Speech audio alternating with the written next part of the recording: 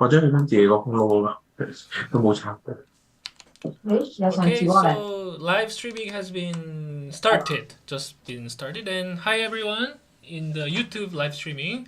I hope some of you are watching us, including me and Jiu, Moon, David Kewal. So today is the day that will the first event of Wikirace in this year will happen, and thank you for coming. And let me explain a little bit the information on the today's event. So I'm going to share my screen for the audiences and players in the Zoom, and also at the same time we will share in the YouTube live streaming as well. So first, I'm going to share in the Zoom.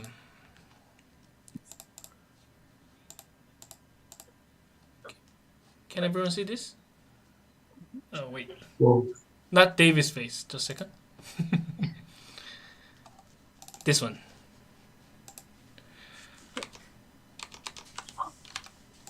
Okay, so welcome everyone. This is a monthly Wikirace. As you can see, we are doing monthly, once a month. So this is a January, right? So in this year there will be a 12 events like what we are doing today, and today is the first session, and the special guest, I just put the name Wiki Teller, Wiki Storyteller. Invited is Moon from Palestine. Woohoo! Everyone, please welcome Moon. And you can see the Moon's photo on the left side of the screen. And maybe you can guess the where Moon is from by seeing at the flag. Maybe Moon will open by herself later. Okay? Because I'm not sure how to call the Moon's identity. So Moon will explain. It's not simple. It's very complicated and not simple like Korean people. People living in Korea or maybe Nepal. Maybe, right? Okay, well.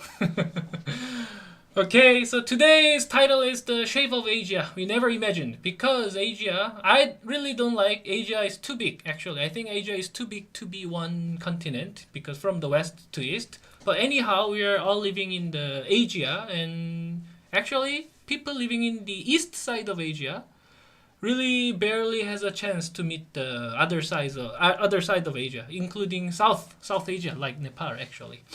So we will talk about the culture and identities and stories through the Moon's story, basically. Okay. The next match overview. Today, so monthly Wikirace English version will be held every last Sunday in the month. So today is the last Sunday of January, and next session will be held in like February 25th, according to my memory.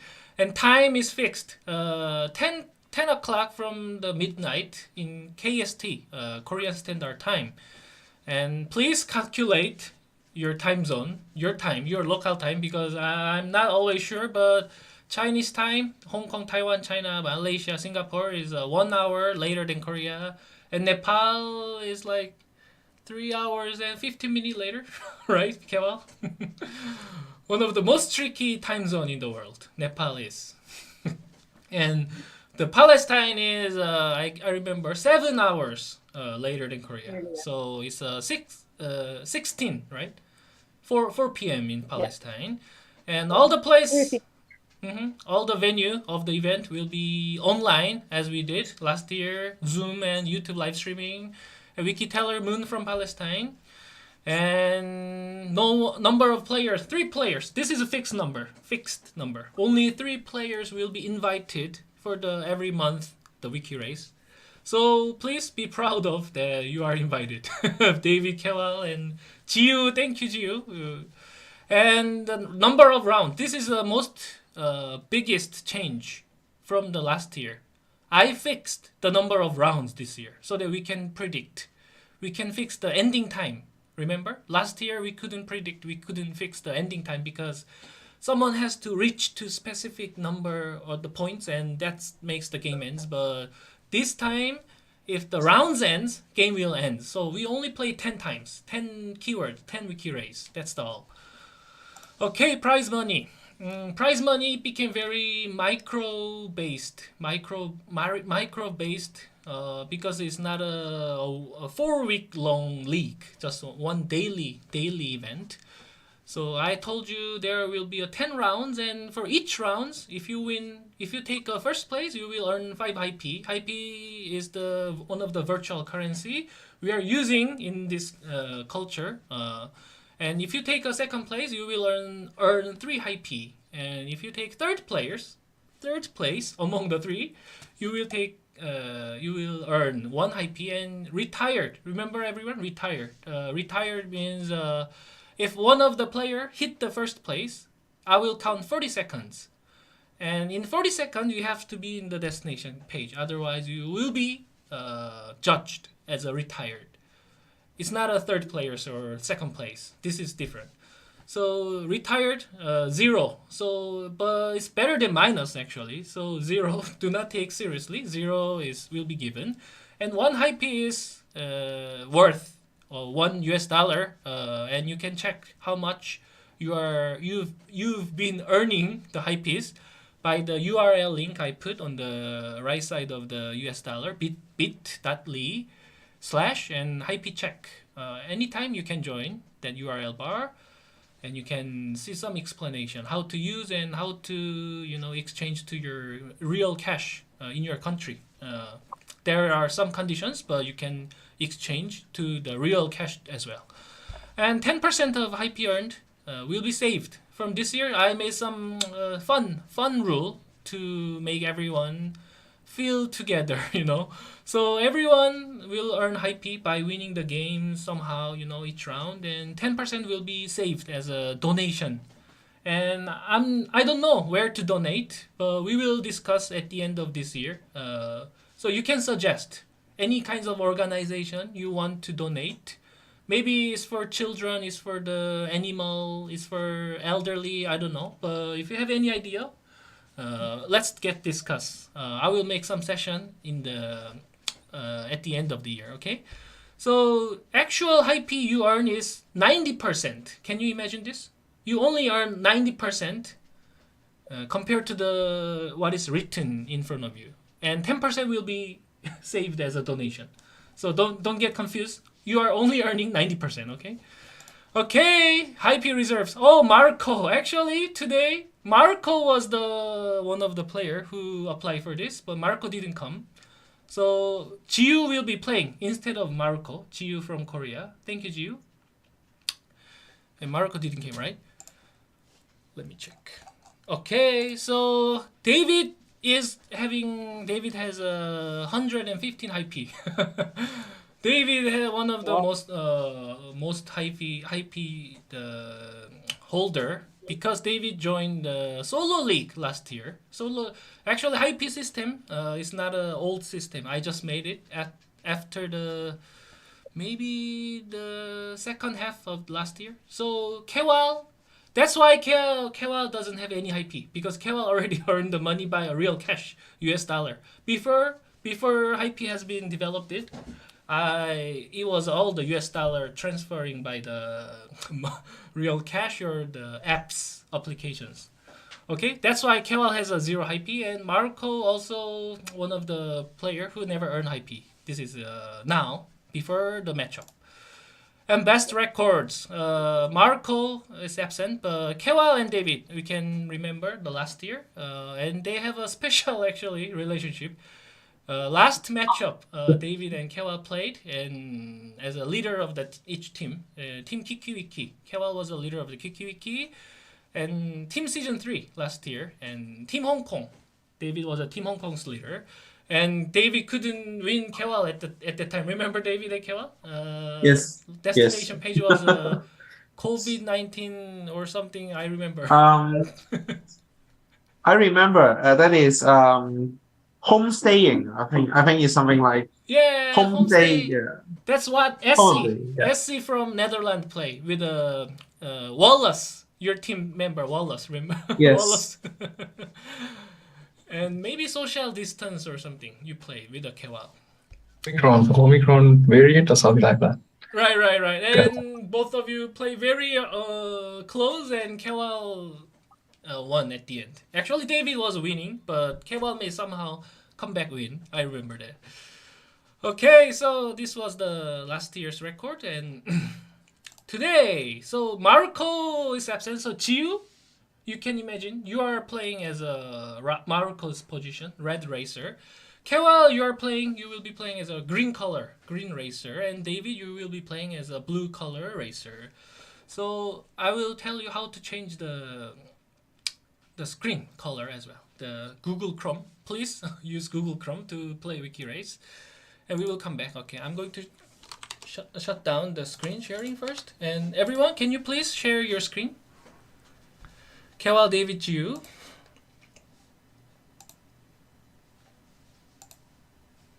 Okay, thank you. Good. So Jiu will be the red, right? Red, and Kewal will be green. David will be blue. And Moon and I will be the speaker, commentator. Okay.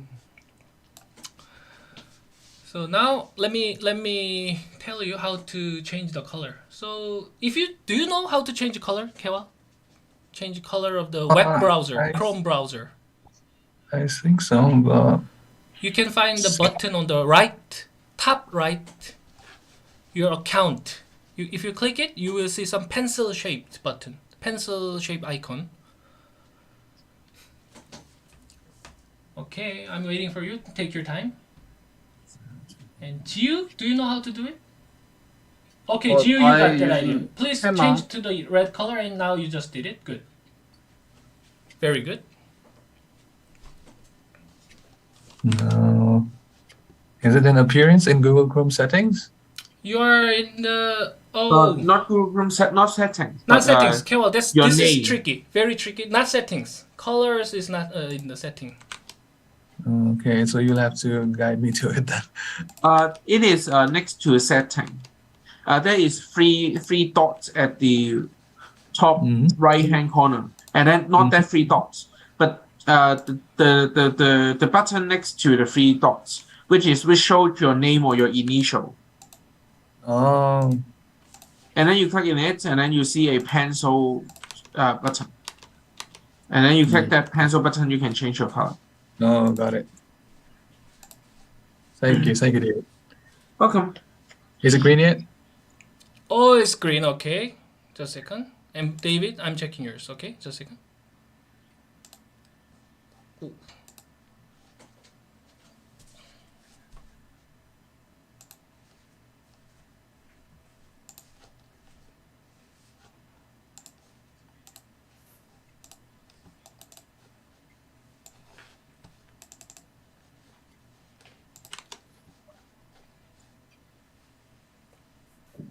Okay, just a second.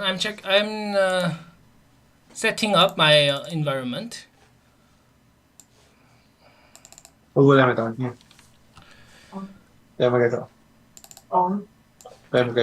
found it.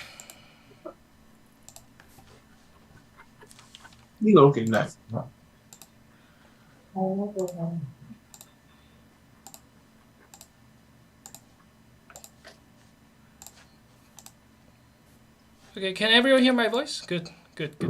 Sorry, there were some error in my computer, and I just fixed it. Okay, everyone, please move to the Wikipedia main page, please. The main page, and we will open the first keyword, and we will enjoy the game. Okay.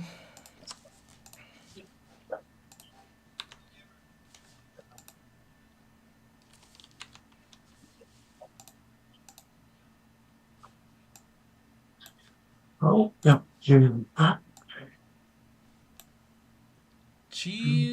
So can everyone briefly introduce yourself?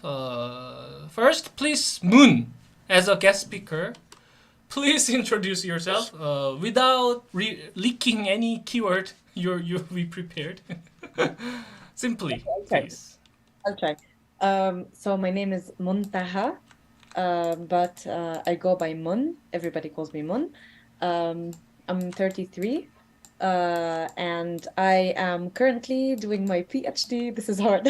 I'm doing my PhD, um, let's say in sociology, the broader term. I'm also a lecturer at one of the local universities, WikiraceㅅJanㅣMunㅣ, and I'm currently working on an observatory for gender studies and for social justice that is part of the university, and that is going to deal with all the issues students and workers have. Aside from that, I've been trying to learn Korean for the past 3 years, maybe. It's such a hard language, but I don't know, I'll manage. I'm probably, I probably don't have any hobbies since I started my PhD and since COVID started. I have no social life. All I do is like read theories and study and try to, figure out what to do with my research that I'm not allowed to talk about now. Thank you. I'm really glad that I met all of you guys, and I'm looking forward to today and to having like actual intensive conversations about the places you live in, about your social and political situations. I'm really interested in East Asia. I'm really interested in Central Asia. I'm interested, as Varo said, in the entirety of like the Asian continent, and I'm trying to start dialogues, different dialogues between different countries in Asia. Thank you. Thank you, Moon. Okay, was so that was a wiki storyteller of today, and we will be playing Wikirace based on her story, life story keyword, 10 keywords. And okay, how about Jiu? Hi, Jiu. Can you briefly introduce yourself? My name is Jiu, and I'm from Seoul, Korea. I just started Wikirace in 2021 year. So I am the first member, and I am working on the marketing company now. So my age is 32 in Korea age, and I am glad to see David and Moon and Kewal. So we have a good time, I think. Thank you, Jiu. And maybe it became some culture to reveal our ages, right? Okay. Jiu from South Korea, one of the first member when I established Wikirace in 2 years ago, about 2021 June. Okay, Kewal, you look like Cristiano Ronaldo. I don't know why you look Cristiano Ronaldo. Maybe it's Thank you, Varo. only me feeling in this way. Thank Okay, you, Kewal, Varo. please. Yes. Sadly not as good looking as him, but thank you for the compliment regardless. Hello, everybody. My name is WikiraceㅅJanㅣMunㅅ. I live in Kathmandu, Nepal. And I was working at a youth NGO till January. I just recently quit because I still have to finish my master's. So I'm working on my thesis right now. So I was supposed to be done in 2019, but since I started working, it felt less on my priority list. So it's now or never for me. So I decided to quit, and now I'm working on my master's thesis. I don't really want to tell you guys my age, but since everybody has stated their age already, I'm 34, regretfully. But I guess as long as you're young at heart, it doesn't really matter, I guess. So nice to meet everybody here. Looking forward to today's conversation. Thank you so much. Actually, I never met Kewal in person, but I feel like we are meeting more than like 3 years. I don't know why. It happens. And David as well. Even David is shorter than Kewal, actually, the first time when we meet. Okay, that was a Kewal from Nepal, Kathmandu. And David, you are the last, please. Okay, my name is David Chow. My surname is Chow, actually. And I study international relations and politics when I was in undergrad studies. And I do education for my master. And actually what I'm doing now is some business related to education but in the past I do education research, and also I'm teaching in university as well in Hong Kong on some social science stuff. So I'm also doing social science as well as Moon did. And actually, I just find out that we are the same ages. Yeah, I'm also 33. Yeah. So 1989, which is a very special year from my perspective. We can further discover in the coming future. Yeah. Yeah. Amazing. Okay, thank Yeah, you, but David. Okay, it was players and tellers. Okay, I'm adjusting the monitors for the last minute. Just a second, and we can start. So, Moon, do you remember how when you were playing Wikirace as a player, Moon, last year? Remember? Of course. That was a fun time though. Oh, really? Maybe that's why you are here today, because you enjoyed it. What And was the main charming point of the playing Wikirace? Do you have any feeling when you play Wikirace? What was the good positive point? Fun point? honestly, the adrenaline rush, it's just like that feeling of being so close but so far. And you have this hope, and all of a sudden Baro yells, "Oh, someone else found it." So Yes, honestly, yes, I remember adrenaline that. was one point. At that time, I was clapping my hands when someone hit the destination. That's all I can do. And at the time, even player was listening to my voice, broadcasting and playing at the same time. Maybe that's a unfair thing. I realized that. Okay, and how about Kewal? How did you enjoy last year? And thank you for coming again. My pleasure, Baru. I think it's a little addictive. Addictive. Because Oh. yeah, I get a little competitive regardless of the things I play in.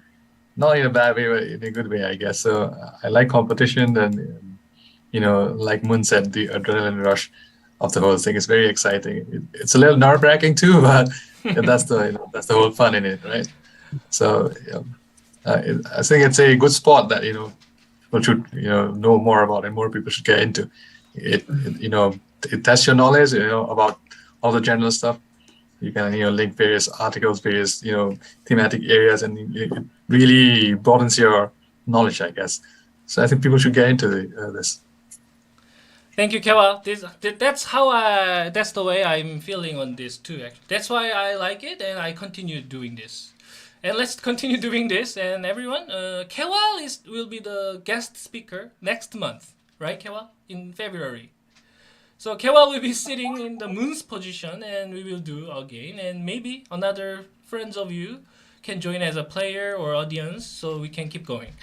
Okay, I'm all ready. So Moon, let's get started. When we start the game, Moon and I will mute in the Zoom, so no one can hear our voice. But we are still speaking in the other Google Meet channel, so the audience can hear our voice in the YouTube. So please don't be surprised. Even if no one speaks when you're playing. So we will be playing in just quiet situation, okay? And I'm going to reveal the first keyword, which will be your destination page. So everyone, are you ready? So please see the chat box in the Zoom. The first keyword is this. So please copy and paste. And do not enter yet. Do not enter yet. Wikipedia, do not enter yet. So when we start, you can enter it. Okay. David, are you ready? Second Mara. Oh, Kewal is not ready yet. And I've hit my control bar of the Zoom meeting and I can't find it now. Can anybody help me? Where can you access the Zoom control panel? Oh, the chat box. Can you see the chat box? Oh, You- Alt. Press the put up- alternative button, keyboard key. Alt key. Can you see this in the Zoom? Or you move your mouse sensor to the upper part of the of the screen. It's not working. I hit the control panel because it was obstructing my view. Now I can't find it. Hold on. Oh, Sorry, guys. no worry. Okay, well, maybe if you are having difficulty finding, I will send you by the WhatsApp. Maybe if. Oh yeah, that works. That works. Yes, I just send you WhatsApp. The same thing. Okay, got it. Okay. Now Kewal will be ready. Okay, Kewal is ready. So I will call 3, 2, 1, start, and you will be playing. Okay, Moon Moon is already mute, and please stay there in the Google Meet. I will go to the Google Meet, and when anyone hit the destination, I will count 40 seconds. So the other players has to hit the destination within 40 seconds. Otherwise, you will be judged as a retire, not second place, third players. There will be no place. Okay, ready? No, okay, I'm not. 3, 2, 1. Please start.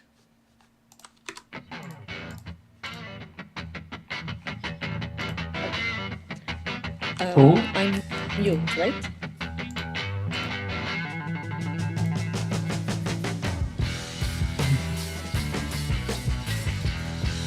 Okay, Moon, can you hear my? Yes, I can. Good. I'm on mute. Can you see the screen play? Everyone's playing. Yes, I can see Carol's screen. So Kewal and all the players now. Jiu, Kewal, David. Yes. In the Google Meet. Yes, I am seeing. Yeah, You can see where they are now, right? I can. Yeah. I can see Zero is on Egypt. Carol is continent. Yes, and yes. David We're on the same page Okay. now. And I can Awesome. close up each member's screen like this. Jiu is in Awesome. Egypt. Maybe. Kewal and David in Maybe Asia. maybe we should see the. I got it, Oh, I got David it. hit the destination. Yeah. Wow. David hit the that- destination. Got it 30 too. seconds. And Kewal, as a second place, hit the destination. Jiu is the only one player who hit. You have a 30 seconds. Please don't give up. You have time.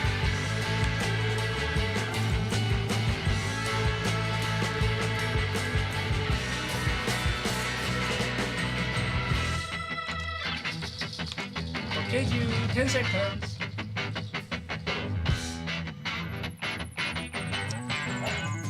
못 찾. Okay, Jiu, now you can start playing. Okay, so the first keyword, the destination page, was Western Asia, right, everyone? And this is actually easy one. If you have ever played Wikirace, to find the Yeah. continent, name of the continent is not a hard one, but this has a very, very special like story and meaning in the Moon's life. So Moon, can you tell to everyone why the Western Asia is selected as a first keyword? Do you know the story? You know, right? So basically, we have an issue because we're known in the world to everyone in Europe, in the States, or here. We are known as the Middle East, and the Middle East is a very, very problematic term. The way it was chosen, basically, is because of colonial and imperial issues.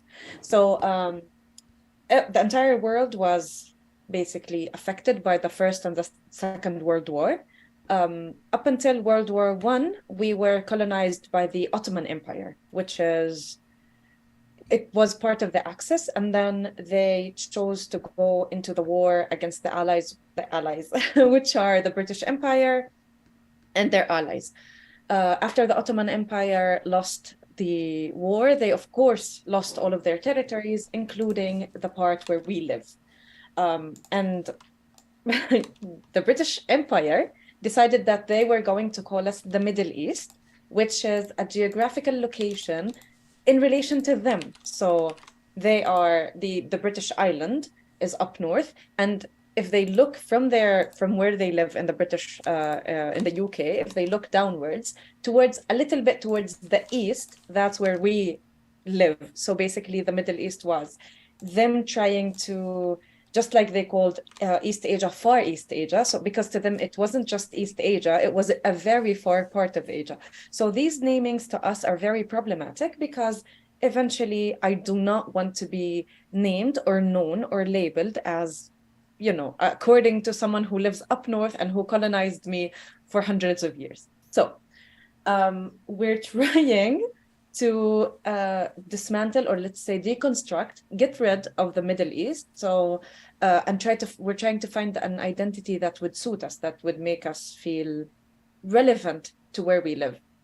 The other issue with the Middle East is that if you look at the map, actually, and if you type the Middle East and you look at the different countries that are under the label the Middle East, you would find it's very chaotic. And if you know a little bit of the culture, it would be very weird because, for example, the Middle East has Palestine, Syria, Lebanon, Jordan, Turkey, Saudi Arabia, Qatar, Dubai, and and Egypt.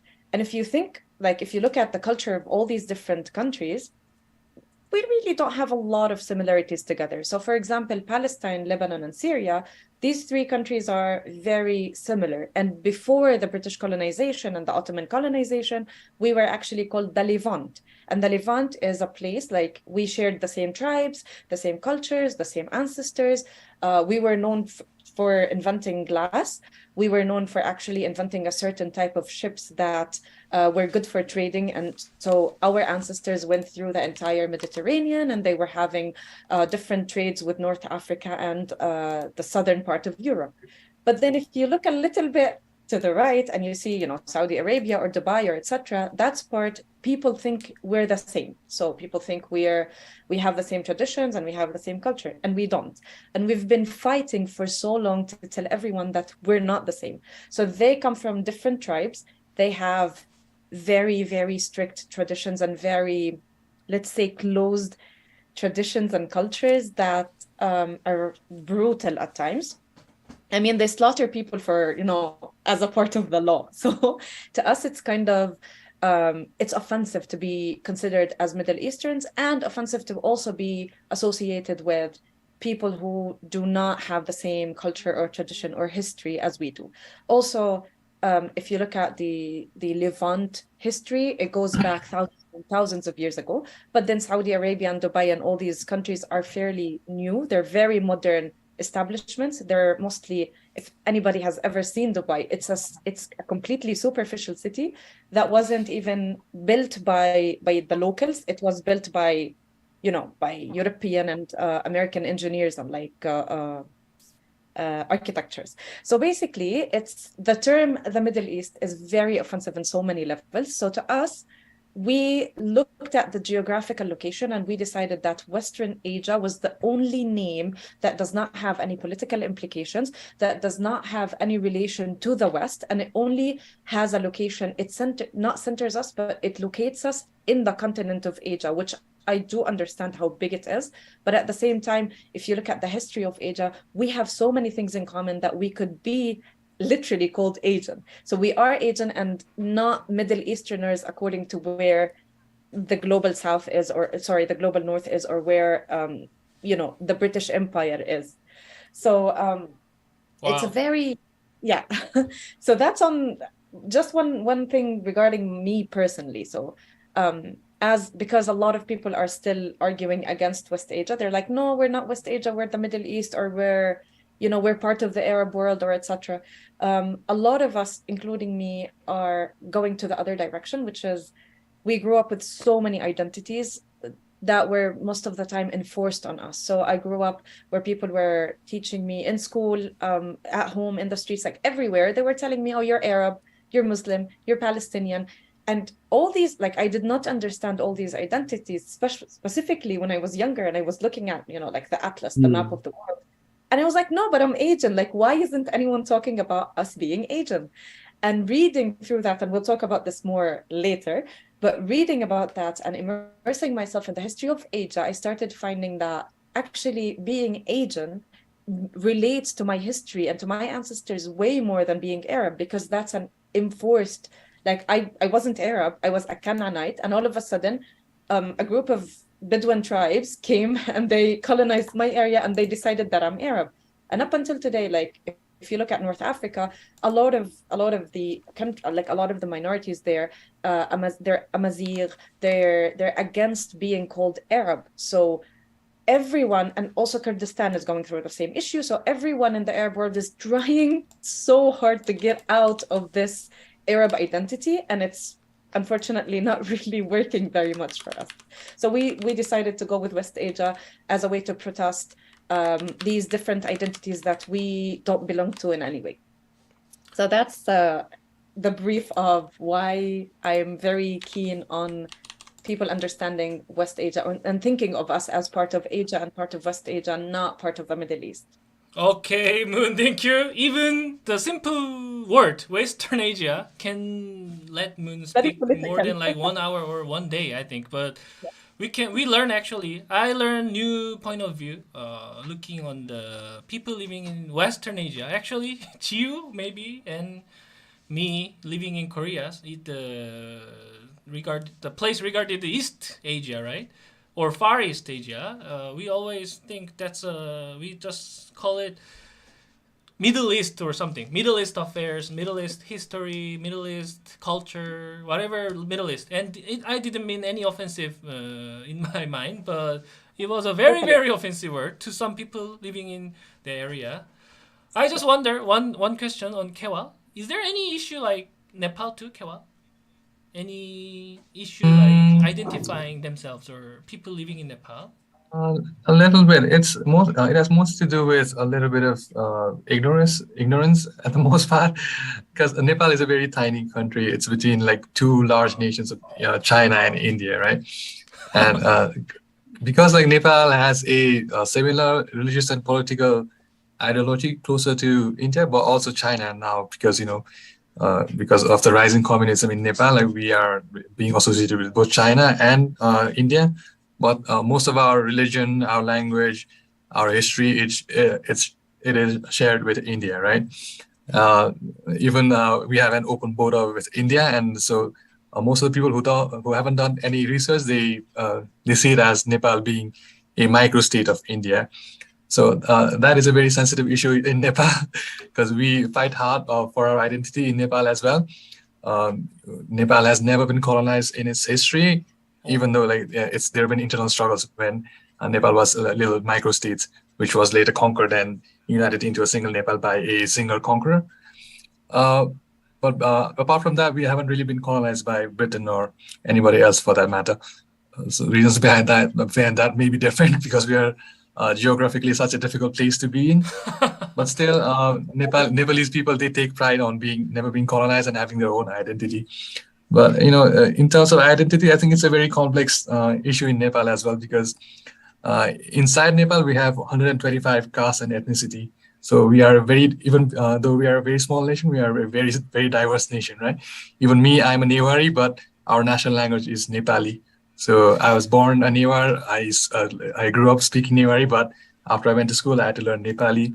And the subjects that were taught to me were in English. The TV I watched was Hindi in Hindi language, right? So like, but if you were to ask how I identify myself, I obviously see myself as a Nepali first, and then maybe Newari second, right? So I think it's very complex in this regard. But you can't call Nepal an Indian state. That's a very sensitive issue, right? So because you are totally ignoring the whole national identity of Nepal. But apart from that, I think it's not that complex as Moon's issue. I mean, like I'm very glad that she put this in today's session, because even before today, I wasn't really sensitive to the Western Asian geography being called Middle East, because most of our exposure is through Western media, and the Western media, they prefer calling the whole geographical area as Middle East, right? So we always thought that was the common nomenclature that the region is identified as. So thank you, Moon, for enlightening us today with this new perception. Very, very thankful. Okay, everyone, thank you. And Davey, I will ask you a question next round. You have a chance to speak in next round. So if we speak all together like this, we won't be finishing. Yes. So let's. But actually, I do identity politics when I was in undergrad. So if I would join the discussion, it won't end. Okay.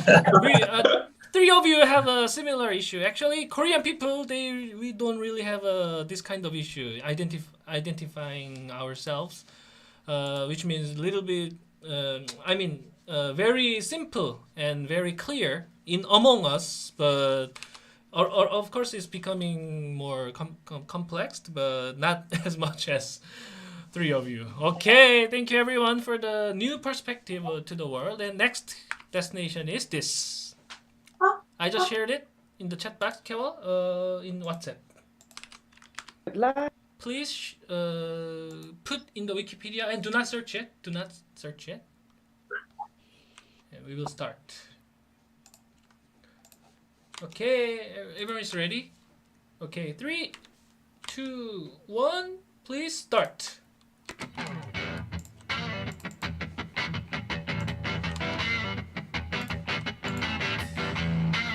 Okay, Moon, I'm back to talk about it. Yeah, I can see like the 3 screens. Okay, so we can talk and enjoy watching. Definitely. Okay, so West Bank, I think, of course, is very important to hit. I think. Oh, David hit the Middle East somehow. Okay. Wow. And Kewal is in Asia. David is really fast. David is very strong player, actually. Wow, he is. Okay, David came to Western Asia. Oh. And the problem I don't is, want to be ever competing with these guys. Like, please, Baro. Okay, someone here. Oh, we hit Egypt? No. Kewal is getting. Oh, okay, he's gonna get it. Thanks. Okay, Kewal hit the destination. Kewal, get it. Okay, 40 seconds. Kewal hit the destination as a first player. Okay, and David came to Israel, right? Got it too. Okay. Yeah. Okay, 25 seconds left. Jiu, don't be giving up.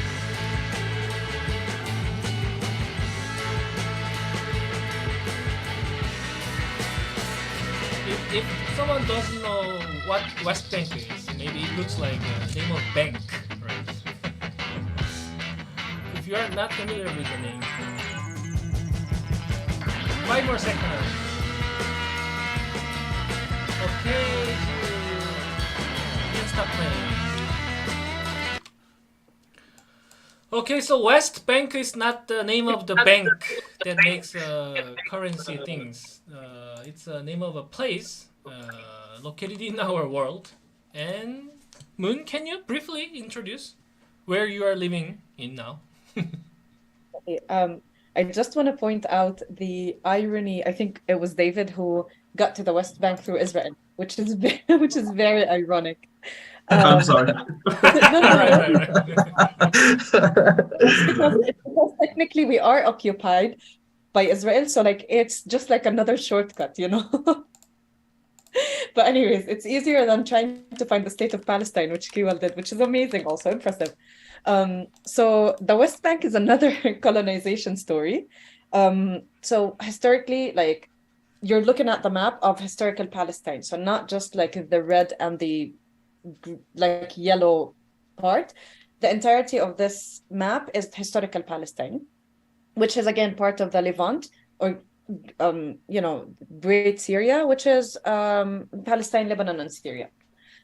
In 1948, the entirety of Palestine was colonized by, like, the British mandate left, and they assisted the Israeli or the Zionist gangs named, they're known as the Haganah, who were brutal gangs going through Palestine. They basically they massacred literally hundreds and thousands of people, and they occupied the entirety of the land. So the entirety of historical Palestine. That was in 1948. Up until 1950, the West Bank alone, so the red part, was annexed by Jordan. So basically, geographically speaking, we are one of the banks. We have 2 banks for the River of Jordan. We are the West Bank, and then Jordan is the East Bank, basically. So what Jordan did is annex that part, the West Bank, and they took it for themselves. What happened for like in Gaza Strip, which is the small yellow part, is it was annexed by Egypt. So and the rest, like the gray area, was completely colonized by Israelis and like Zionists. So what happened is that technically people were living there, Palestinians were living there, but they had no government, no institutions, like no infrastructure whatsoever. So they were under the, like in the West Bank, we were under the Jordanian law, and in Gaza, they were under the Egyptian law. That was in 1950 up until 1967, where another war was initiated, and Israel again occupied everything, so including the West Bank. So they took the West Bank from Jordan, and then they took Gaza Strip from Egypt. So they won this what so-called legendary 6-day war. Anyways, nowadays, I'm just going to fast forward through the traumas.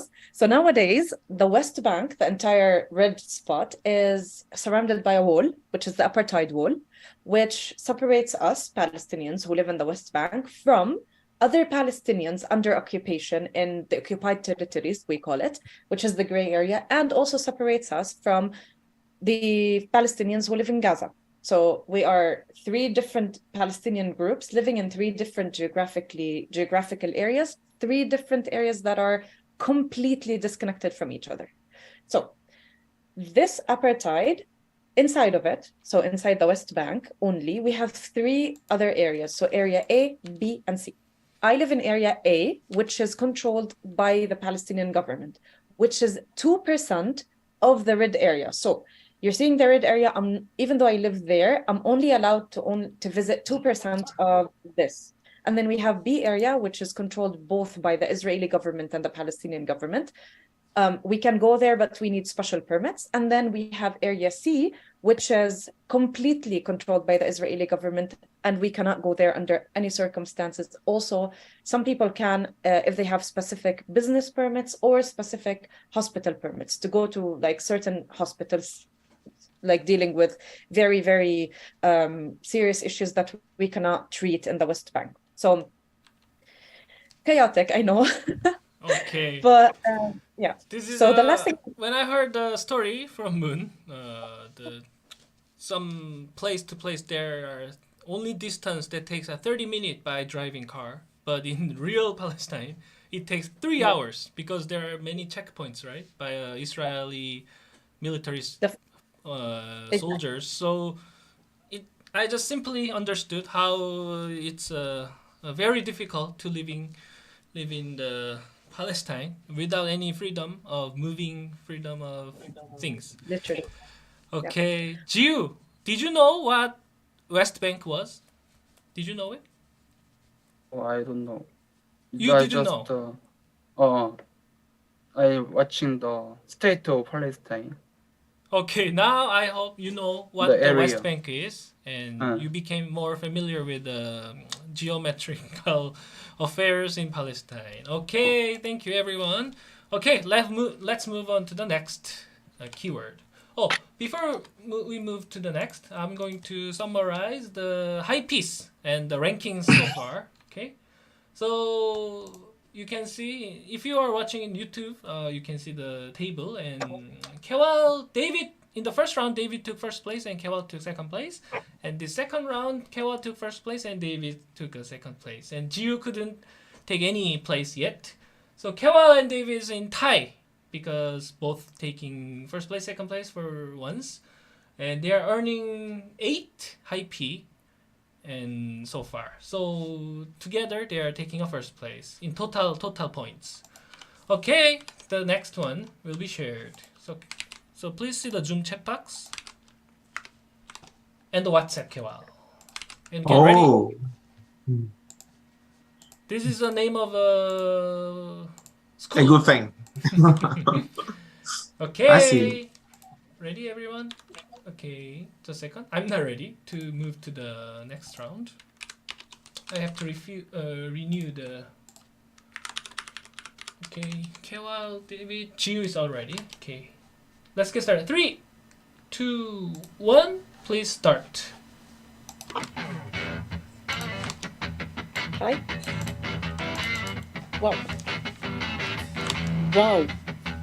Kewal found it? Yeah? Yeah, he did. No, Kewa just started. Oh, wait. They're starting from the destination page and understand what it is yeah. first, and they click the random article. Oh, yeah. That's the order. I thought I saw it. Like the University of London, that's why. Oh, really? Kewa is in New York, Yeah. right? Sorry? Kewa is Yeah. in New York. Yes. Maybe Kewa is looking for the United Kingdom, right? UK. Probably. And David That David is Gio looking for the ranking, university ranking, right? He's not gonna find it that Is way. SOAS in the higher rank? It's not anymore. It's not anymore. Okay, we Fortunately, yeah. will listen from David. What But, yeah. what he was looking for. It's not an Ivy League university, so I don't. Oh, but he got to United Kingdom. Oh, Gio and Kewa both Oh, hit yeah. the United Kingdom at the same time, but Kewa hit Yeah. the London. Kewa Gio hit hit also London. London now. Both are in the same page. Yeah. Oh, list of David is a university, higher education. in London here, right? Kewa? Oh, And Gio I also think- list of university in the same page. And David also hit the London. Yes. The last player. It's very close. I'm there. Equalized. Okay, Kewa hit the University of destination. London. Okay, 40-second. Kewa hit the destination. And first, I got it too. Yeah. David second place. Gio, you have 35 seconds. Very close, Gio. Don't give up, Gio.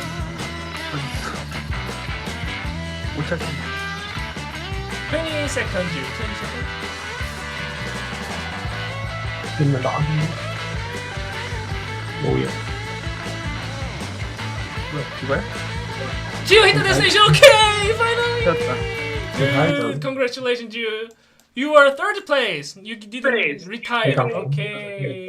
Very meaningful it was. Okay. So the name of the school, the Moon studied as a master degree, right?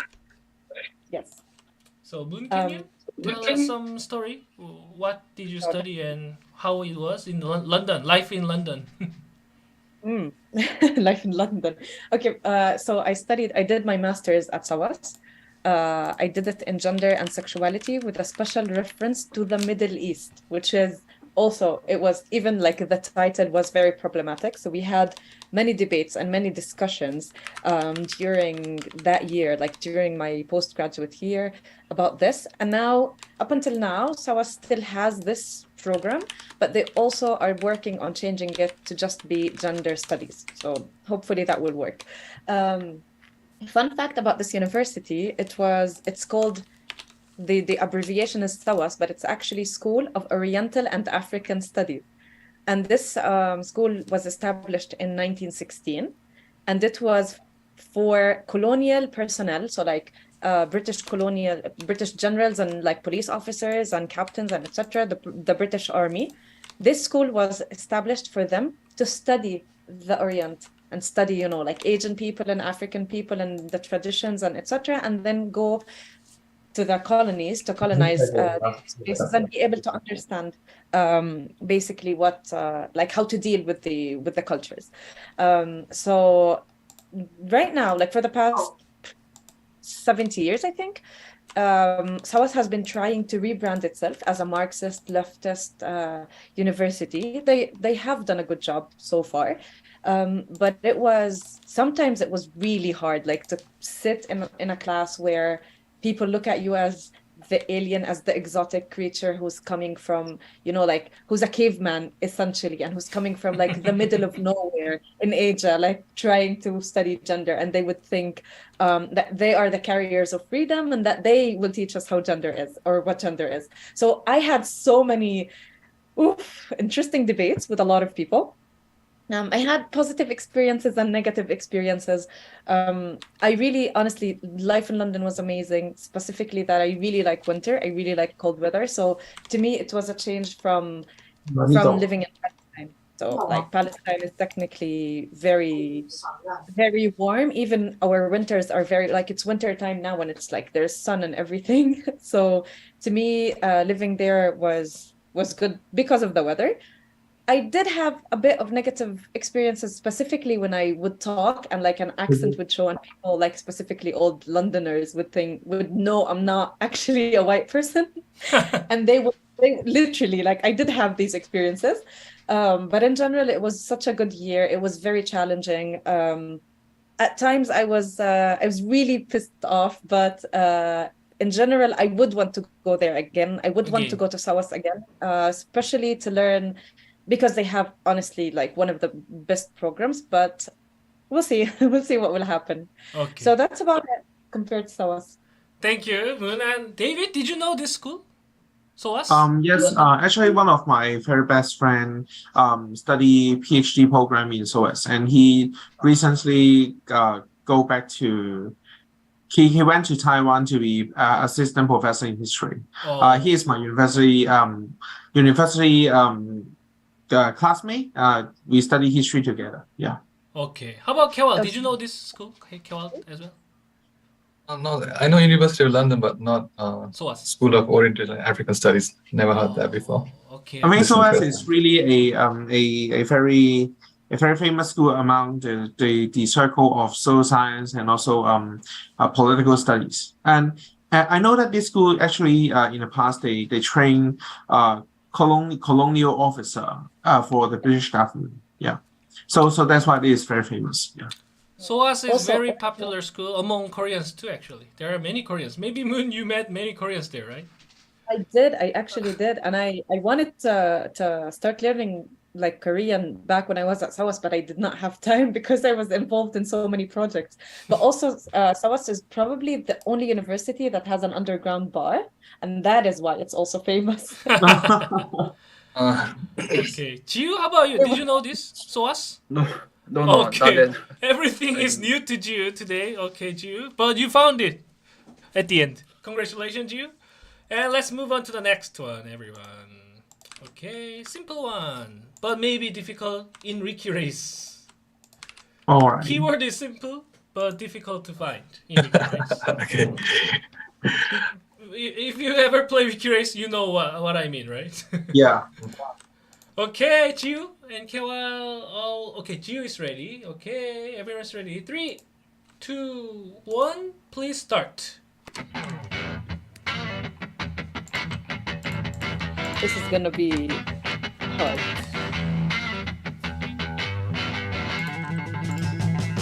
Yeah, Very challenging, huh? This is hard, actually.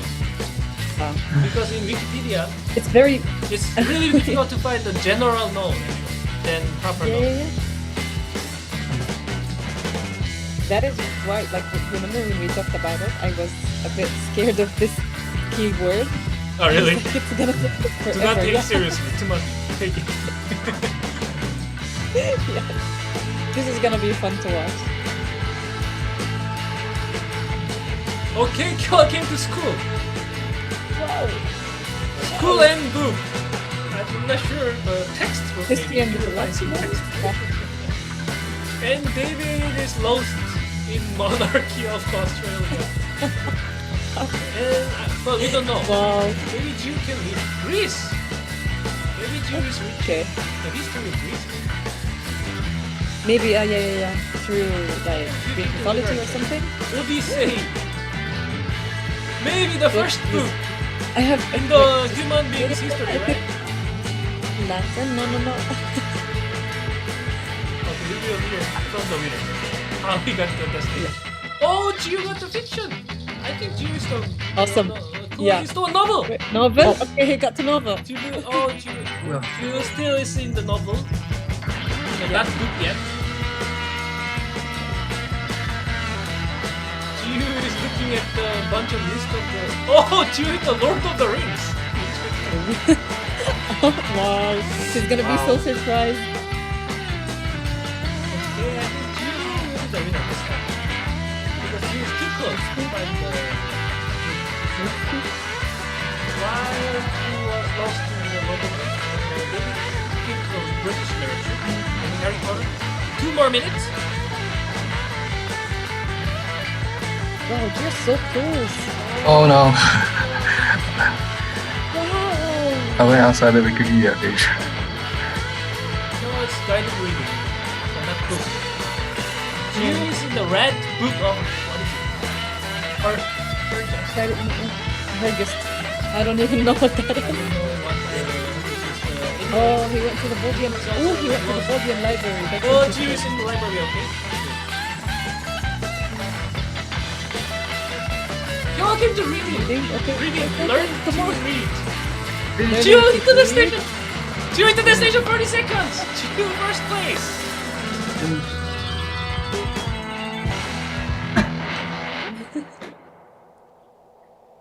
Got it.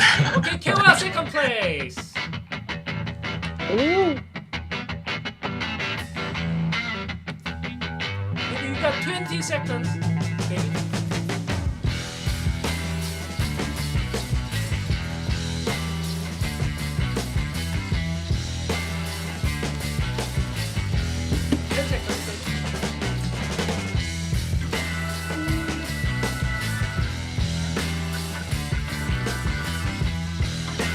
Okay, David.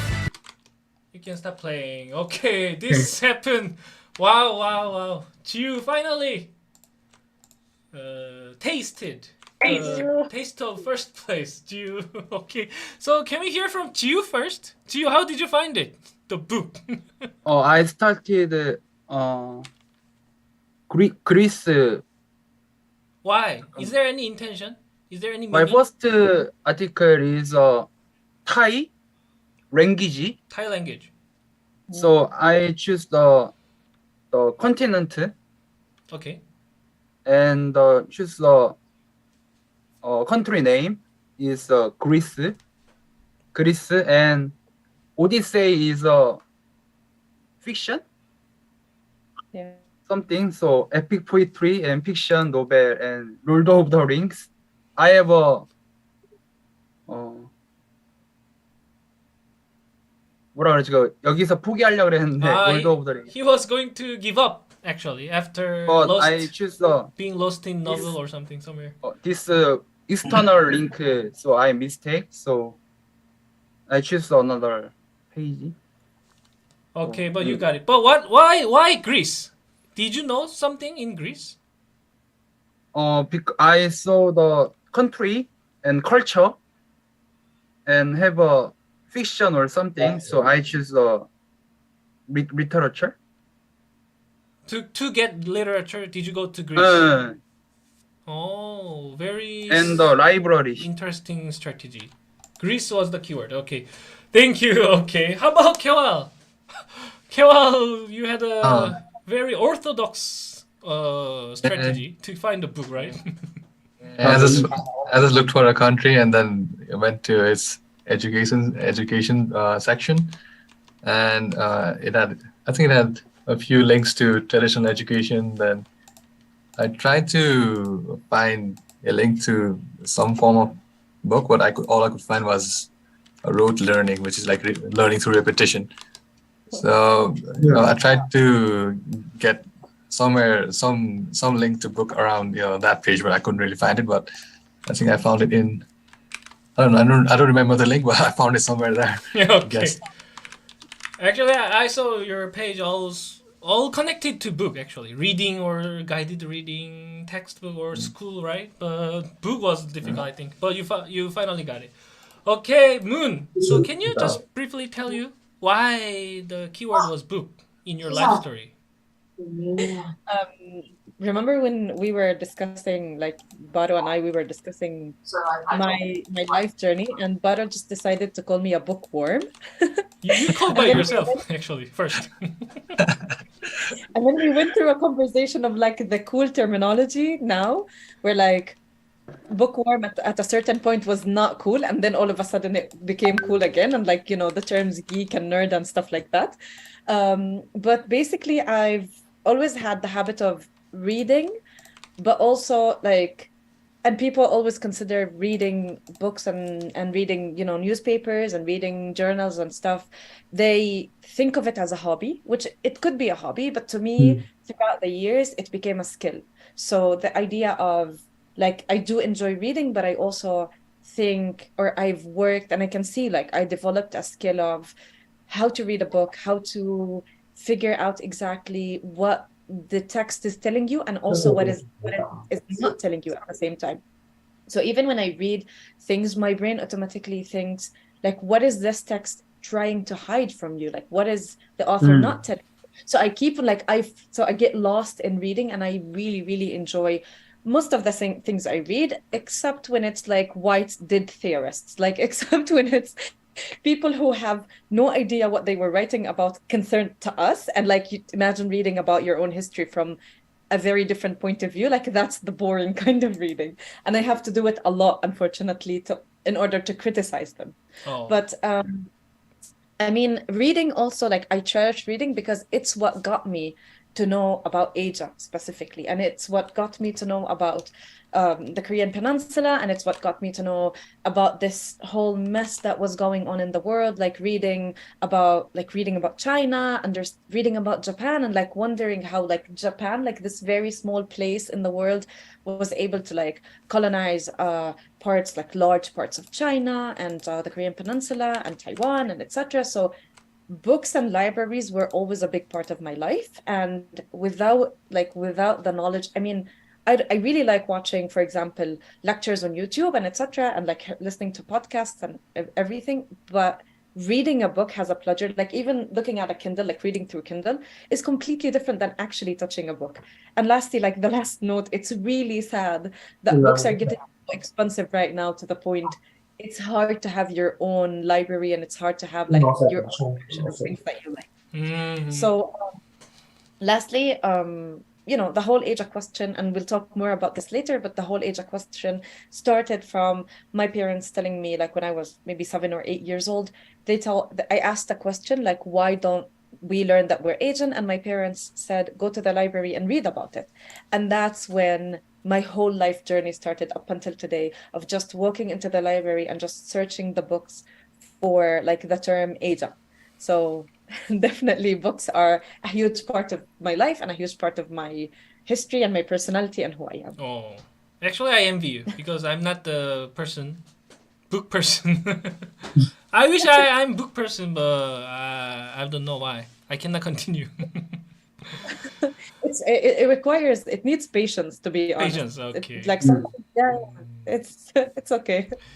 Okay, so the score and high piece, let me summarize. Jiu earned totally 6 high piece so far, and Kewal 16, and David 12. So Kewal is taking first place, and David second place, Jiu third place. Okay, so let's move to the next round, and let's take a little bit break after next round, okay? Okay, see the keyword, please. This keyword you may not able to know what it is, but you will see if you search in the Wikipedia. Okay, well, maybe your WhatsApp, right? Yeah, I'm reading your WhatsApp. Sorry. Okay, good. WhatsApp I sent you. And David is ready. Kewal is also ready. Okay. Okay. 3, 2, 1. Please start.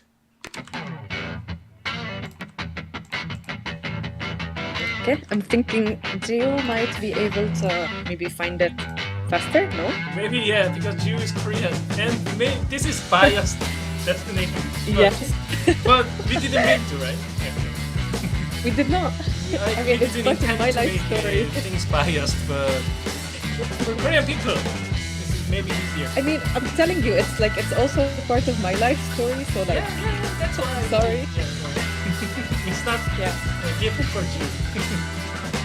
Exactly. Okay, so you and David seemingly having some disadvantages, but you hit the South Korea first. Okay.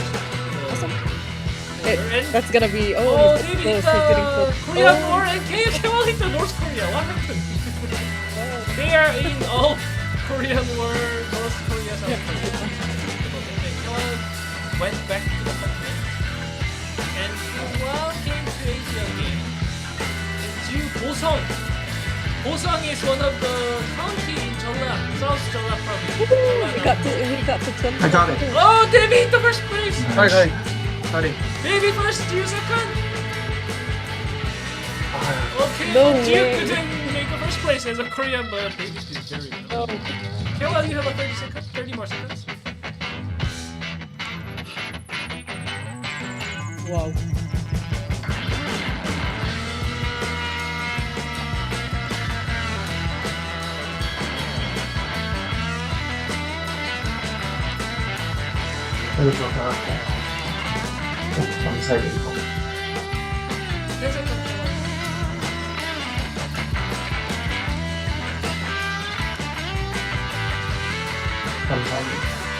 Okay, Kayla, you can stop playing. This time, Kayla couldn't make the point. Yeah, they're too quick. Yeah, right. And David was brilliant. Even Ju, actual David and Ju was really close. Yeah, I remember. About 1 second or 2 seconds. Okay, so Gwangju. Sorry. Gwangju Jiu, was we were thinking you're gonna get it.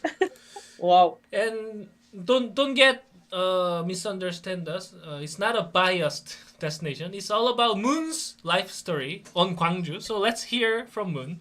Moon, what's Gwangju to you? What Gwangju means to you?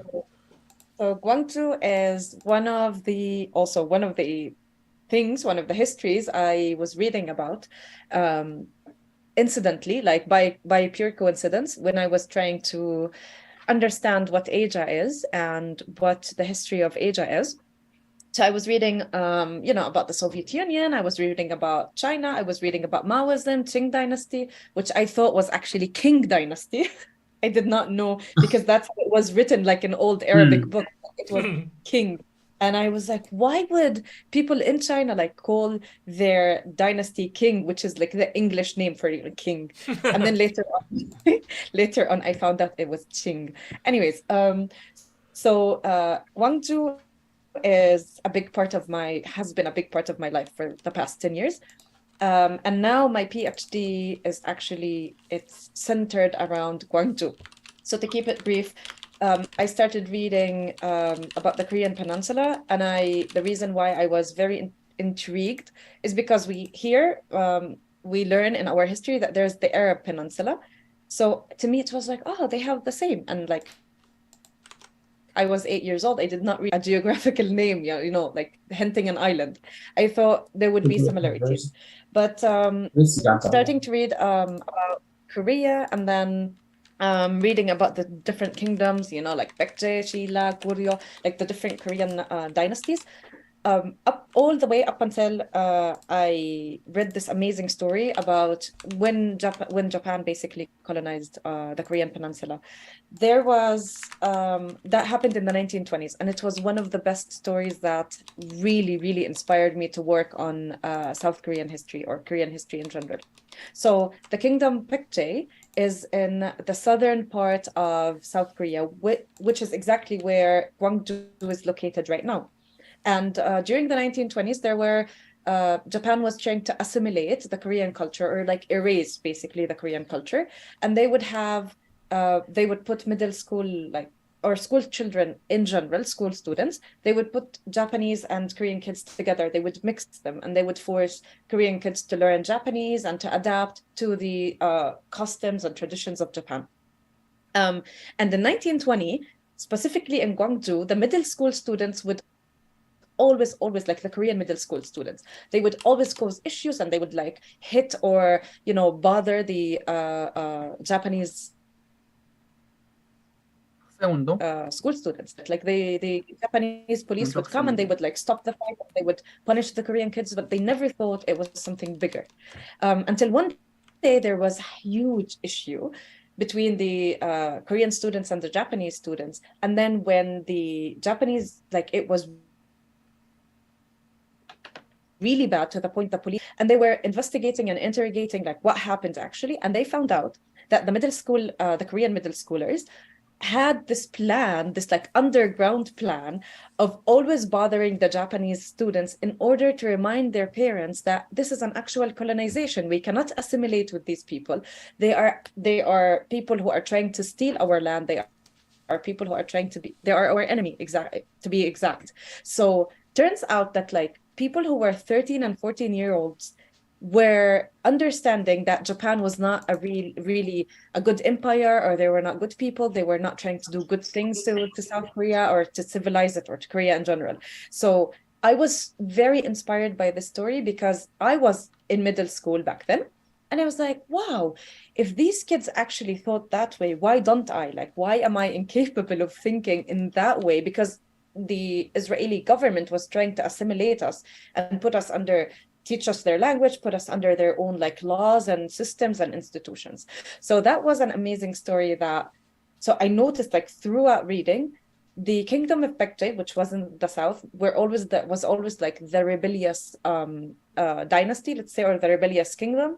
And then fast forward like 1,000 years later, and then the same people were still rebellious against the Japanese colonization. And then fast forward 60, 70 years later, and the same people that I'm studying now, in the 80s, the same students became the ones who were fighting the oppression and fighting the dictatorship in South Korea.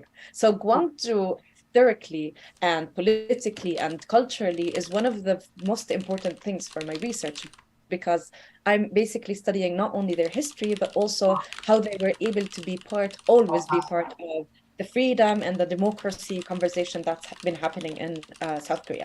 So maybe we can continue this after the break with the rest of the key words. No, I don't want to spoil too much. Not too much, please. Okay.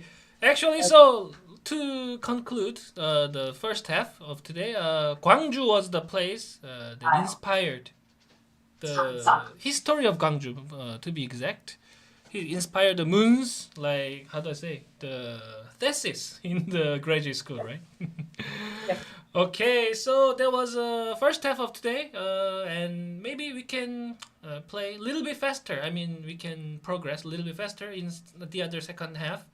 Okay, so please take about 5-minute break. 3 minutes, sorry, 3-minute break, and let's come back here again. Okay, see you in about 3 minutes, everyone. Thank you. I'm going to play some music while 3 minutes.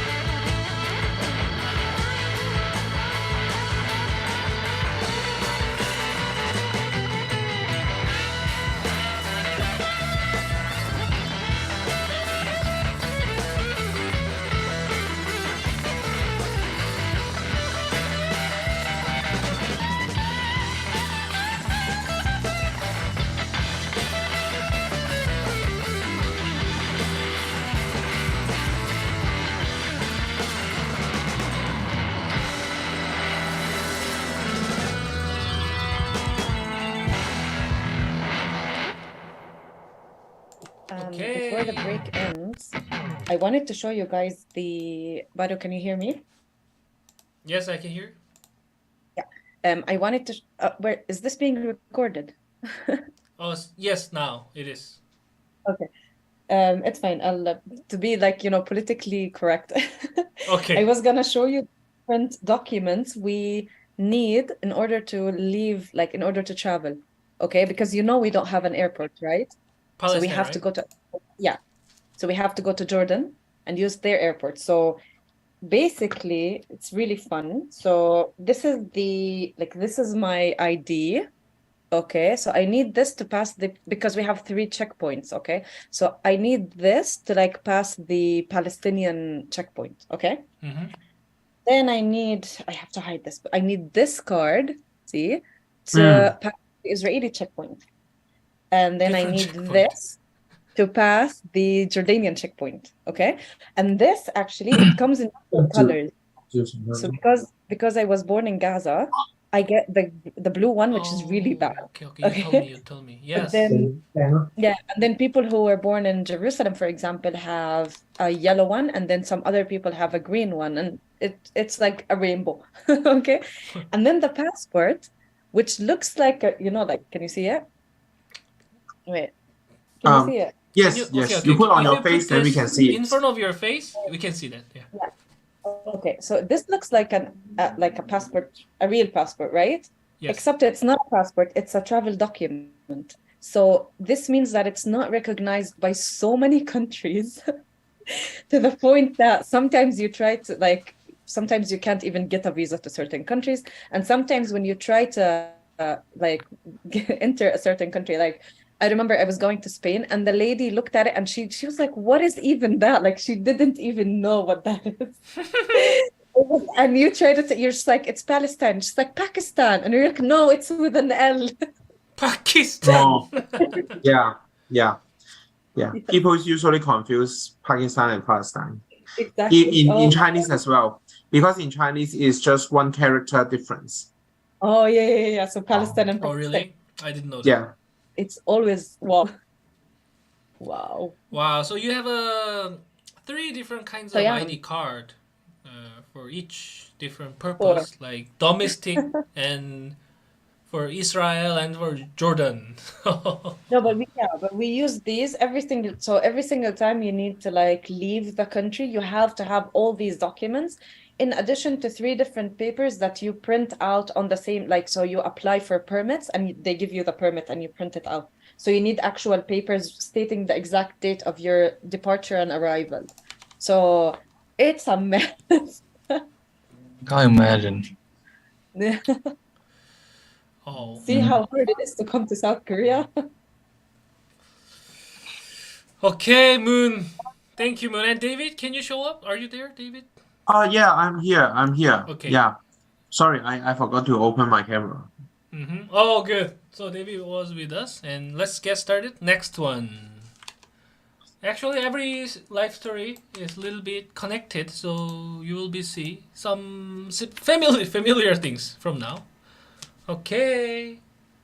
I just opened it, revealed it, and in the Kewal's WhatsApp as well. I've got the chat working now, Bado. Oh, really? Okay. Thank you. Okay, ready, please? And Jiu is ready, David is ready, Kewal is ready. Okay, 3, 2, 1, please start.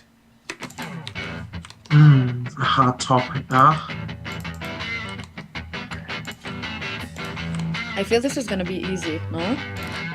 Or is it hard because it's general? Depends on the point of view, actually. Student activities. Okay.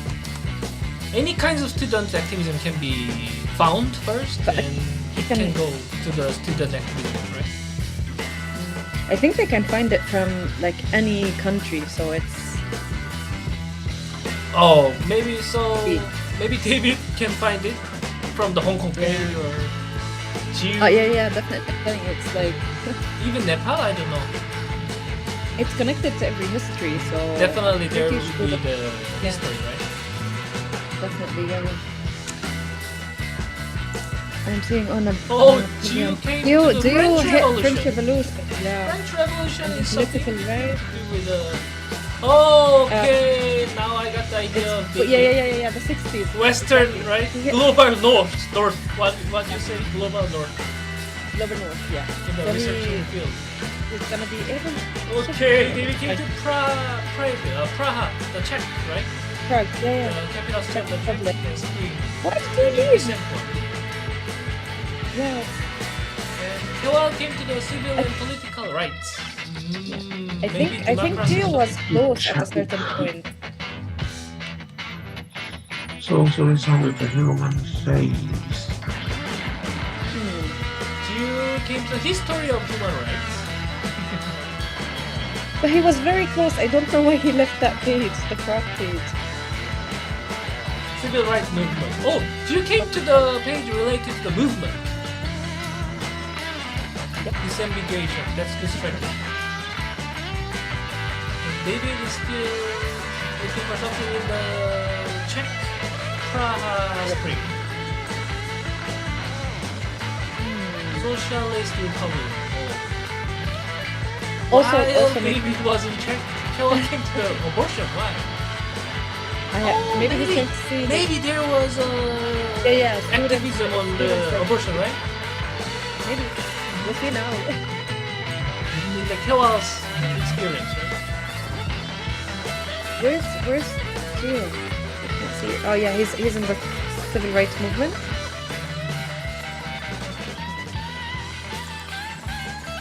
Gio is very close, I think.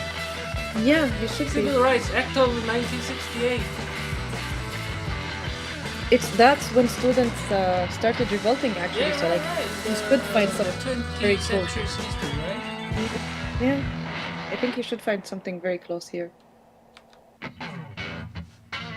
One more minute.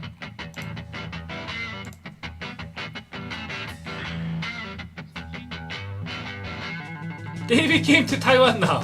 Okay, David changed the strategy, I think, from the Czech Republic Yes. to the Taiwan thing. South is China Sea. Okay, something familiar to me too. Okay, Kewal is in the what is it? Make love, not war. Peace movement. Kewal came to the social okay. movement page. Maybe Kewal. Where's the movement? Maybe went to Hong Kong. Very close. Okay, close. their hometown. Social change, okay. Social change for Kewal. Kewal is getting so close.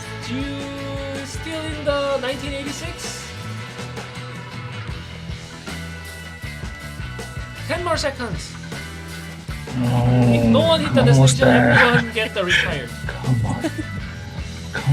on. About it. Please, Come on, give me just a few more seconds, please. He's Activism. so close. Okay, He you is can so stop playing, close. everyone. No, Kewal was I'm just so there. close, but couldn't hit the destination. Kewal is in the activism, not student activism, but activism. Wow. Okay, so this story. That's the nerve-wracking part Kewal was talking about. There you go. Yeah. Yeah. Actually, I thought you were going to be a winner. Actually. You Yeah, were literally, very Gio was very close. The What kind of- Gio was in the Western movement of 1968. Right? Prague Spring, like I imagine that had to deal with students. Yes, I went to Plug Spring and I thought we would find something, but finally no. And David was lost in Czech Republic, Prague Spring, and David changed his strategy to the Hong Kong, but the time wasn't enough. And Kewal was so close, activism. Kewal was starting from the abortion, maybe abortion. Kewal knows some history on this abortion. Yeah, because I was looking at social movements that have been very controversial or contentious among activists. So abortion rights, reproductive health rights, LGBTIQ rights, those are very contentious issues that are being discussed. So I was trying to get to activism through there, but I was having a hard time. But finally found activism through social movements. So it took longer than I should have. Yeah. I think it was a very correct strategy actually. But maybe if you had a 10 more seconds, you would hit the destination. A bit longer maybe. So Moon, can you briefly introduce us? Actually, this keyword is related to the Gwangju, what we just played. Yeah. Can you please, Moon? Definitely, and I'm gonna be very brief. Brief, So, because we already talked it. Yeah. Definitely. So I became very interested in student activism as part of like my interest in gender issues. I basically noticed that the older generation are working in institutions and are like concerned with, you know, writing policies and like doing, honestly, like working on things that are useless to the reality of our generation, like to us as young people. So what I wanted to do is kind of take a step back and look at students back in the day, like between the 60s and 80s, which is where, if you look at the history of Asia, like most of the countries were either revolting against colonization or revolting against dictatorships. So I looked at these 20 years, and currently my research is trying to relearn the experience of student activism that happened during the 80s, and to try to kind of write a research that might inspire people now, the young people who are trying to find a way to change. So I'm focusing on the strategies of the students in Gwangju, who were Gwangju and South Korea in general, because there were like 3 major universities that were revolting, which was Cheonnam National University in Gwangju, and then Seoul and Yonsei, and Seoul National University and Yonsei in Seoul. So I'm trying to look at the strategies and the mobilization these students did in their activism, and do that similarly in Palestine, but we will talk about this later also. And what I'm trying to create a dialogue. See, you're making it very hard, Baro. But I'm trying to create a dialogue, a very similar dialogue between South Korea and Palestine. And if you read the history, you find so many similarities that unfortunately no one talked about, and no one basically drew inspiration from these let's say like experiences. So I'm trying to do that and like create a new conversation between students, and specifically also female students who were active back in the 80s and who are still alive now, and to try to see what they did and what their work was, and how we can actually use it nowadays as student activists. That's it. When I hear the story from Moon, this story, I thought the world is connected like parallel theory, you know, parallelly. Yeah. And his story is spiral, you know, it repeat. Everything is repeating from time to time and from place to place. Yeah. This is how I felt, and it's more than my imagination. Connected. Word is connected more than I'm thinking. I think I was surprised. Okay, maybe we can move to the next keyword. You will see, and you will also hear some more story from this. Okay, maybe this is fair. Maybe 3 of you are not familiar with this keyword. Not like Gwangju or something. This time, maybe we can do fairly. Please, ready? Kewal is ready? Yeah. Okay. Oh, I see. Okay, so I'm going to give you 4 minutes again. 3, 2, 1. Please start.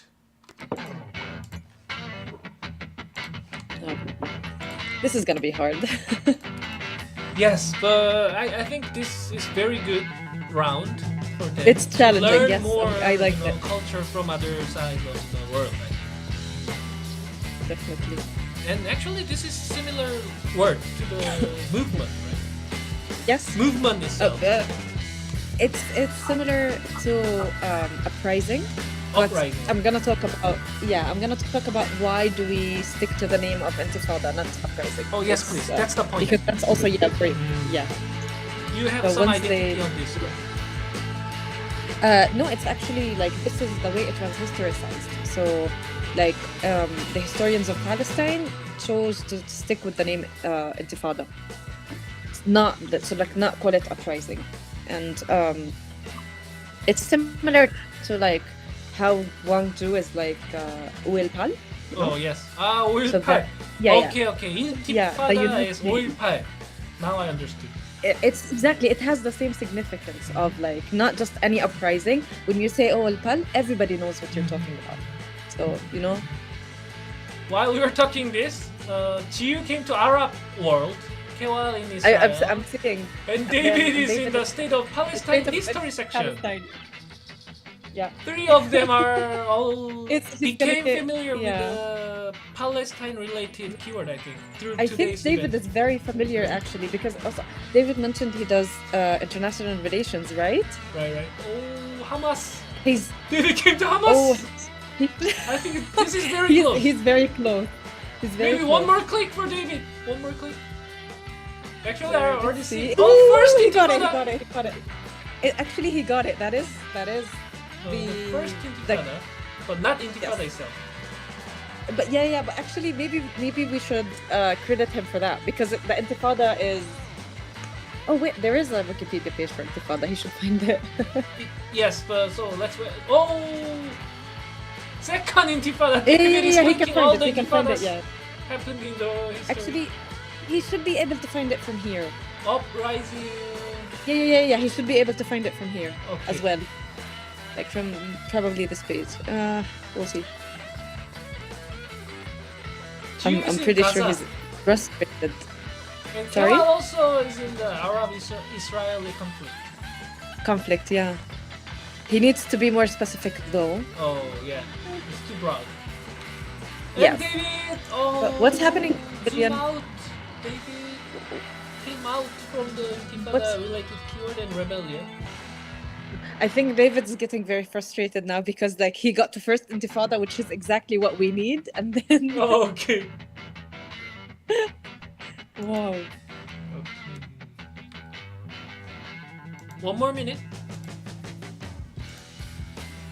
Oh, Kewal is in the 6-day war.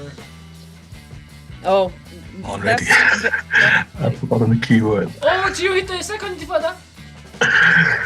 Ooh, There are many intifadas in the Wikipedia pages. I didn't Yeah. know that. there are two Intifadas only. First and second, right? Yes. Oh, Gio! Oh, Gio hit the destination! 40 seconds! Don't tell me, Kawa. Nice. 저 이거 아닌 것 같은데. You got right the one. You got right Yes, the one. 맞아요? Yeah. But no more. Actually, the regular time has been over, so we don't have to wait 40 seconds. So everyone, you can Okay. start playing. Gio is the only one person who hit the destination. Wait, what was the Okay, keyword Gio. again? And actually, David hit first intifada, second intifada. David couldn't find the intifada You were itself. headed to the right destination, but we were trying to find Intifada, not first. We were not trying to limit Yeah. it. Intifada. But you were very close. And Kewal also was in the very close page actually. Kewal, Israel, Palestine, some conflict, 6-day war. Kewal now is in the war, famous war, right? Yeah. Okay. Yeah, you just needed to be like 30 years ahead. So I have a simple question to everyone except for the moon. Did you know what Intifada was? Is there anyone who knew the Intifada? No. Oh, Gio, you knew the Intifada. Actually, Baro told me Moon study Gwangju Ah. something, so I only one searching the Intifada, but in the Korean Wikipedia, not English Wikipedia. Ah, okay. I told So- you about last week, right? Last week about this event, and I didn't tell him this is really going to be a destination page. And Jiu wasn't the one who are supposed to play today, actually. Marco, Actually, who was I absent. studied. So don't get misunderstood, okay? So I just was telling Jiu about the event and about the moon, not Intifada itself. But anyway, Jiu knew the Intifada a Actually, week ago. I studied political science, so I studied Middle East history, something. So little background. Okay, Jiu Oh, knew so he- some the knowledges before joining today's session. Okay, good. Jiu's major is political science or something. Okay, Moon. So please tell us, let us become more familiar with the keyword from Palestine and Intifada. Definitely. So Intifada roughly translates to uprising, but social scientists here and historians decided not to go with the word uprising, And actually, even when the Western media was like conveying the act, like what was happening, like the whole incident of the Intifada, they were at a certain point obliged to use the word Intifada. And Intifada basically means when you, like, when out of nowhere the people explode and they revolt and they start acting on their own, like without leadership, without, so they just, everything comes in a very spontaneous way, and they get to the point where they most of the time achieve their goal and achieve what they were revolting against. So similarly, like if even when studying about Gwangju in let's say the in Western, or like if you read in English textbooks, it's called the Gwangju Uprising, but in South Korea it's known as Oship or Oilpal, which is like the 18th of May. So once you say Oilpal, everyone knows what you're talking about. Like you don't need to need to say the year, or you don't need to say which country it happened in, etc. And when similarly, if you say Intifada, everyone knows that you're talking about an incident that happened in Palestine in the 80s. So you just need to be a little bit familiar with the context, and you know what Intifada is. So in 80, we have two main intifadas. A lot of different smaller revolts happened, but this was the main one, and this was a very crucial one that changed the shape of civil disobedience, and it changed the shape of Palestinian freedom fighters and resistance. So this happened in 1987, very similar to what happened in Gwangju, where university students were basically being tortured. There was a decree, like a law by the occupation, stating that all the universities and all schools should be closed. So university students would try to go to the universities, and then they would clash with the soldiers, and that's how the Intifada started. Soon after the students started that, everyone joined. So farmers, businessmen, traders, civil people, kids, women, everyone was in on it. Everyone went through general strikes, civil disobedience. Everyone was fighting the occupation. Everyone was fighting basically for basic rights. We want water, clean water. We want electricity. We want education, the right to education, the right of movement. We want to move and see our family members, etc. We want our land back. It was basic rights and simple rights. I was born 3 years after the Intifada started. It lasted for 6 years, and of course it failed later on. And that's for a lot of complex political reasons that I'm not gonna get into. But I don't remember the Intifada, but I lived the consequences of the Intifada, as well as my parents still talk about it. Everyone talks about it, and everyone was raised like we know exactly what happened day by day back then. We know why it happened. It's a very huge part of our history as students, as civilians, as people who live in this country, as people who try to make it and survive day by day.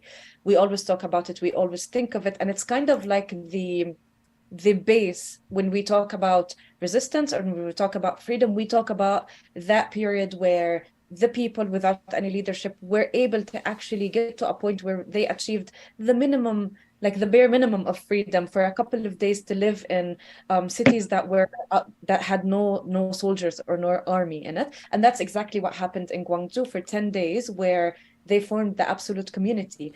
And that basically meant that the city for 10 days was free of the dictator army or the American imperialist army. So the Intifada is a very crucial event, and I'm studying it, and I'm putting it into a dialogue with the Oilpal, or the Gwangju Uprising. So I'm putting them together. And through that dialogue, I'm looking at everyone who participated or witnessed what happened either in Gwangju or in Palestine during that period. Mm-hmm. So the year that the first Intifada has occurred was 1987, right? Yes. And that's the same year when the Korea turned to democracy, Yeah. democratization country, and Taiwan as well. Taiwan was same year, 1987.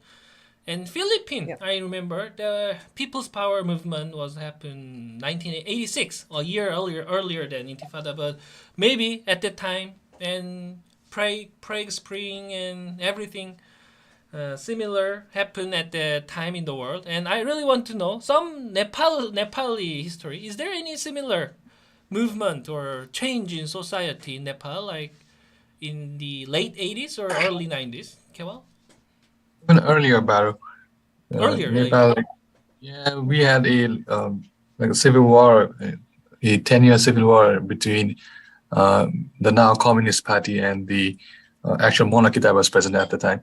I think it changed in 2005, 2005 or maybe later. Sorry, I'm not really good at my history, but the main events during those times were like we had a communist insurgency that was against the monarchy at the time.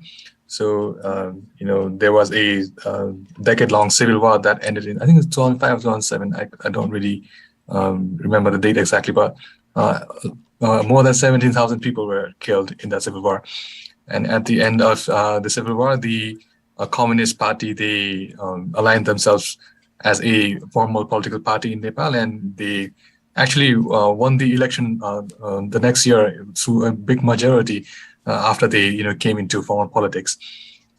They still are in Nepalese politics right now. They've built several coalition government, and actually the leader of that Maoist movement is currently the Prime Minister of Nepal. He was just instated as the Prime Minister of Nepal just a few weeks ago, I think 3 weeks ago. So Nepal had to go through that whole civil war where most of the people from poorer backgrounds and who are socially marginalized, they aligned themselves with the communist agendas, so that hoping that they would get more rights, more access to land, but it hasn't really materialized right now. I mean, once people get into power, they kind of forget the movements that they've led, so it's not really materialized right now. But yeah, slowly we hope that we have a more stable government and we have less political conflicts, but that doesn't really look likely to me in any near future. Sad to say. Oh, so I was not familiar with the current affairs or history, the contemporary history in Nepal, but it's Communist Party has many things in the history, right? They have many influences. Yeah, Nepal had a communist formal political party before the conflict, but the Maoists, those who aligned with Mao Zedong in China, they were the one who started the armed conflict with the then government. So it was brutal. I mean, Kathmandu before the conflict was sparingly populated, but after various rural parts of Nepal, war broke out in various parts of rural Nepal. People started moving into more urban areas, and that's how urbanization was kind of sped up because of the conflict as well.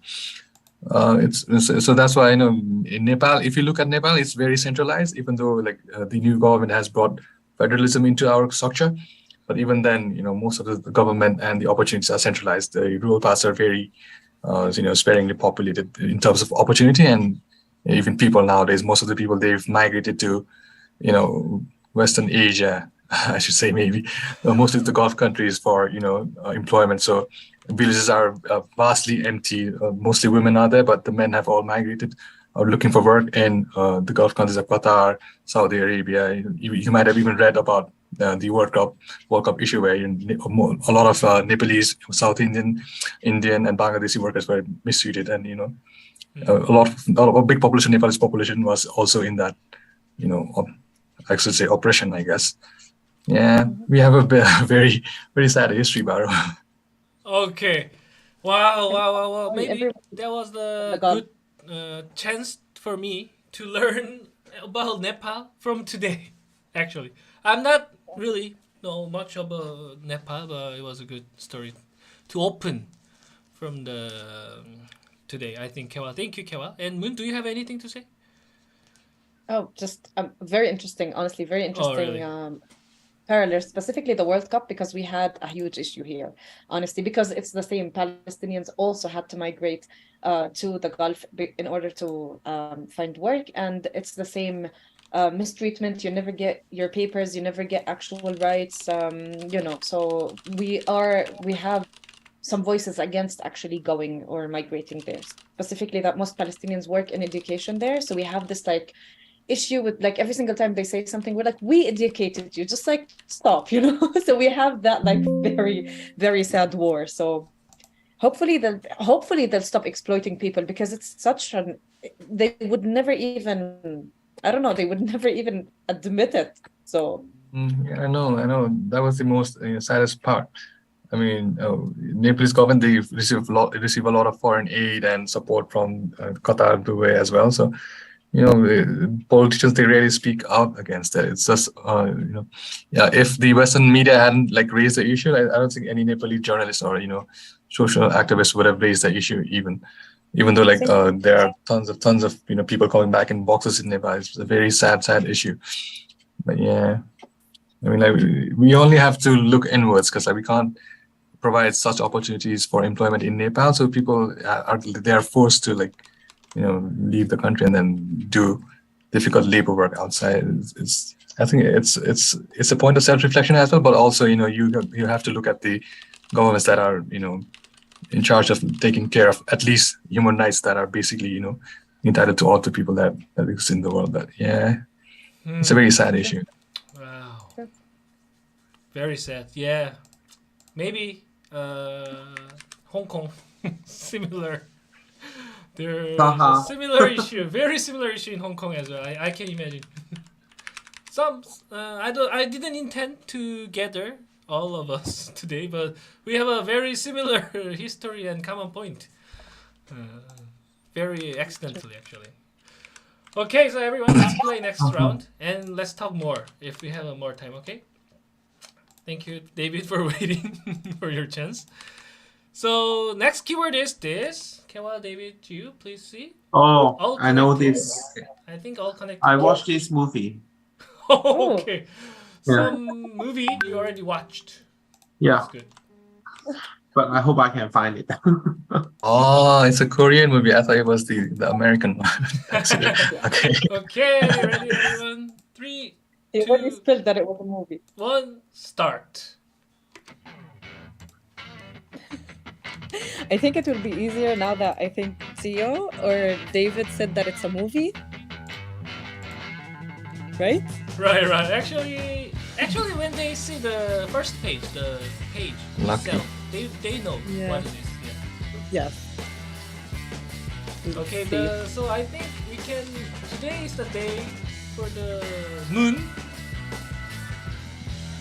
Feel like more familiar with the Nepal and Hong Kong things, and for other like players what for the Palestine. Yes. It's And very Gwangju. interesting. Yes. I wish we had more time, seriously, to talk about this. It's very interesting.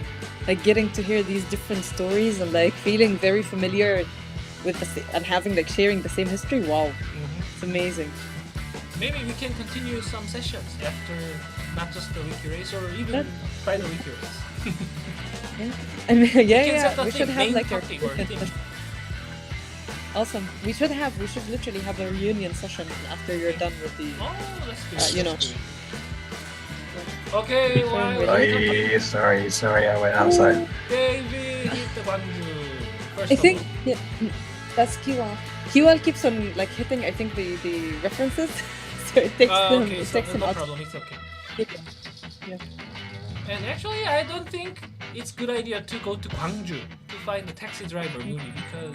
I got it. Oh. Uh, Okay, Yeah, David, into the station. 40 seconds. Wow, David.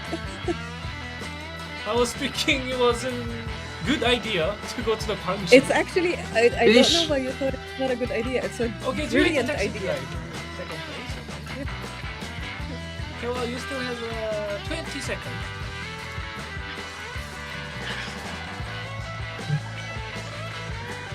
Shit. What year was it released on? I think there's only one way to get it. Wait, I'm almost there. I hope so. Yeah. Okay, well, time is No. Is he getting close? No.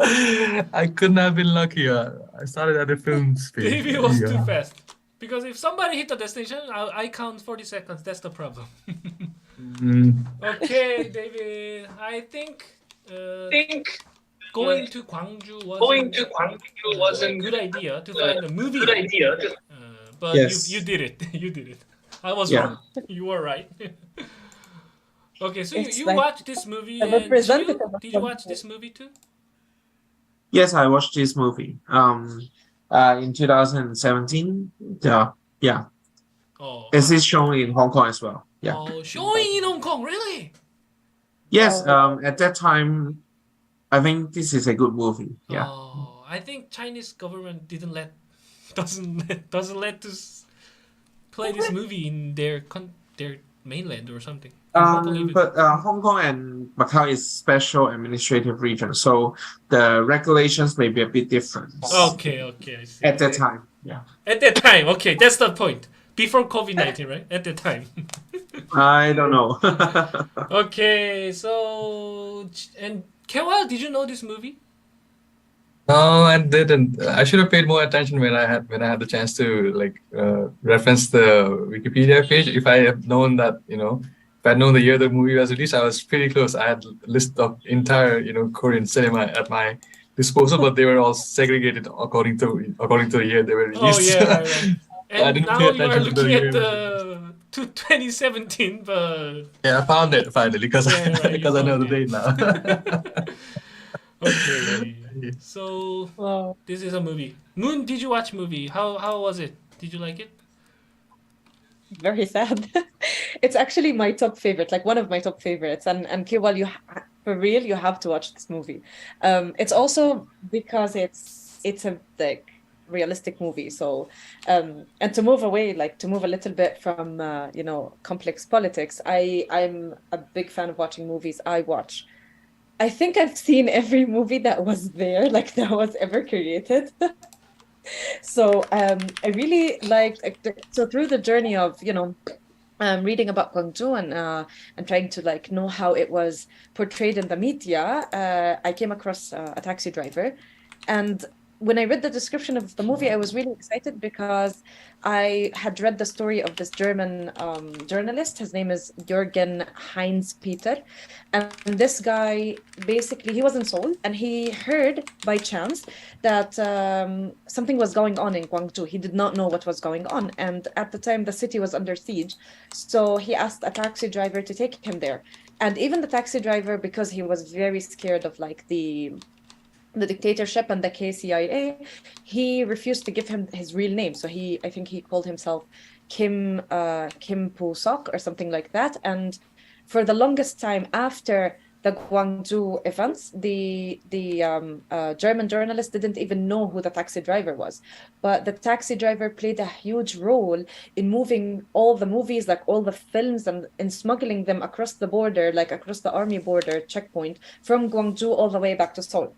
So the movie has many, many, many amazing scenes, and to me it was amazing to see things that I've been reading theoretically, on paper, like how the story unfolded, like to see these real people, to see the streets. Like I felt, because I had read so much about Gwangju, I literally felt like I was part of the movie. And I'm not a crier, but I cried so much. Oh, really?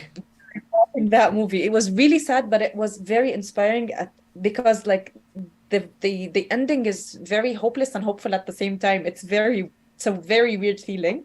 And another movie, since we're at it, Kewal also, and everybody, I would recommend, the movie is called 1987, When the Day Comes. And that is also another movie, but it's based on Seoul. Oh, and right. it targets Yonsei University students. It's brilliant because it's also, there's this historical picture of one of the students trying to hold his friend like that, and his friend is injured, and his head is bleeding. And that was a very iconic picture. So also when I was watching the movie and this scene came out, I lost my mind, because it's real photography and real footage inside of a cinematic, beautifully made movie. So I would honestly recommend everyone to watch these two movies.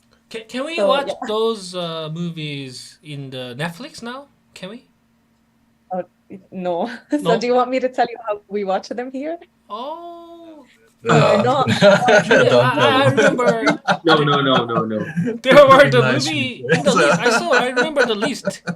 The taxi driver in the Netflix. maybe on your Netflix, because Netflix is different from one Yes, region to different another. Netflix have different Oh, really? setting. Okay.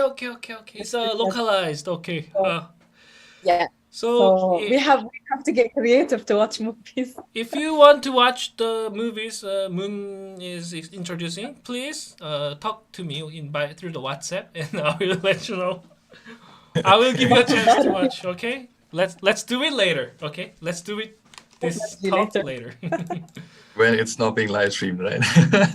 Don't want to get into trouble. I mean, we don't have laws against it. It's fine, and we can talk about it. You guys maybe can't. Because they don't give us any other options, so like we have to take that way. Okay, 2 more keywords. Can everyone play 2 more keywords, please? Time actually hit the time we expected, but I think we can play if we just play quickly. And 2 more keywords are not maybe a little bit different from the keywords from the previous rounds, but it's all about Moon's life story.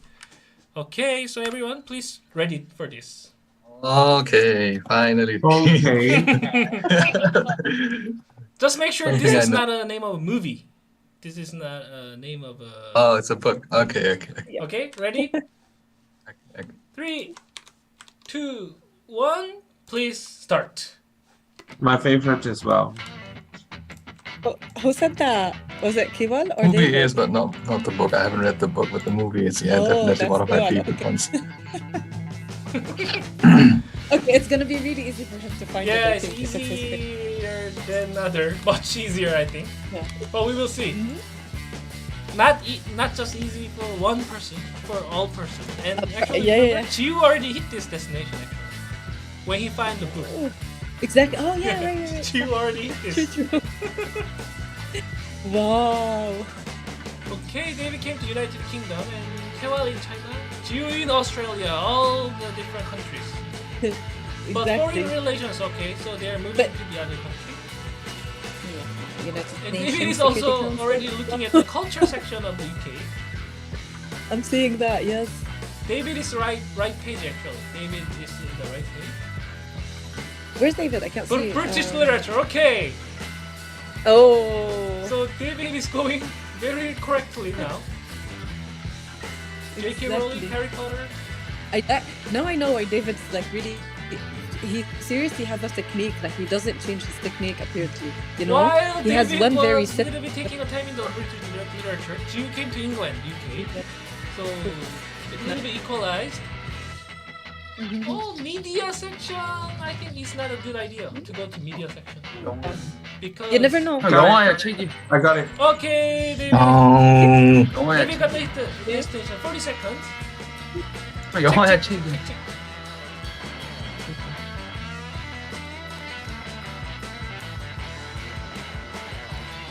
I think I'm there now. Okay, K1 second place. Jiu, you have 25 seconds.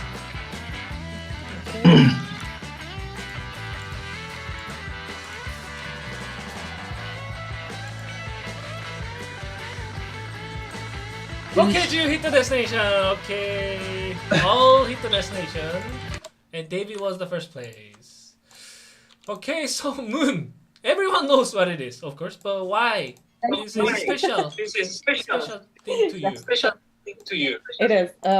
So again, also circling for like back to my love of novels and books and reading. The Lord of the Rings actually is very unique to me because I started my whole journey. I majored in literature when I was a BA student. Oh. I was very interested in, like in literature from all over the world. So I was reading almost everything. Lord of the Rings, the very nice thing about it is that it's a modern novel, but also the effort that was done to create an entire language, not just a spoken language, the To see the language. Yeah. Exactly. Even the grammar, like this person had, like the author took their time to like literally create a language from zero. And that kind of reminded me a lot of how Korean language came to life, although like, yes, not from zero, but also from zero. And I'm really, really interested in languages, and I've throughout my whole life I've tried to learn so many languages. But so far it's only like Arabic, English, and Spanish. So and now hopefully Korean. But Elvish was to me a very interesting idea of how someone can be dedicated to that point to create an entire fictional world and also commit and be so dedicated to it that they actually create a language. I had told Baro I'm not, because this is being recorded. We had talked about not mentioning certain aspects, but I got so addicted to the language, like to the Elvish language, that I got it permanently, like in my life. But I'm not gonna mention how. So Okay. We can guess that. We can guess it. We can guess it because we already know the bunch of stories from Moons today, right? By playing the keywords, and we can guess it. Yeah, but so the movies were also fine, but to me also reading, like up until today, like reading the books is always a different experience, because you visualize, you also create an entire universe in your brain by reading these books and by seeing the language like on paper and etc. So that's my story with Lord of the Rings. It's one of my favorites, but I think like I have so many different books now that I really like, but that one is like a teenage childhood thingy, you know? Yeah. Yeah. Okay, so let me summarize the points until how you get the points until now. And actually, because David won like 2 games in a row, just the last 2 games, David has 27 high piece points.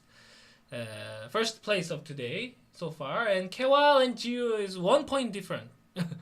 Kewal because lose 4 times in a row. Last from round 5 to round 8. Kewal suddenly couldn't get the points, so Kewal is having 19 high piece, but still securing the second place.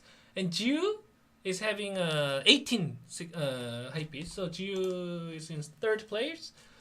And we will see how it will end today's session in the last keyword. Are you ready, everyone? This is also about Moon's story. Okay, everyone, please be ready. I shared it. Okay. Oh, I know it. Oh, everyone knows what it is. This is good. Yes. Better than nothing, right? Not easy to find, But yeah, maybe it's not easy to find it in Wikipedia, or easy at the same time, because it's Depends. it's specific, right? Sure. Okay, ready? 3, 2, 1. Please start.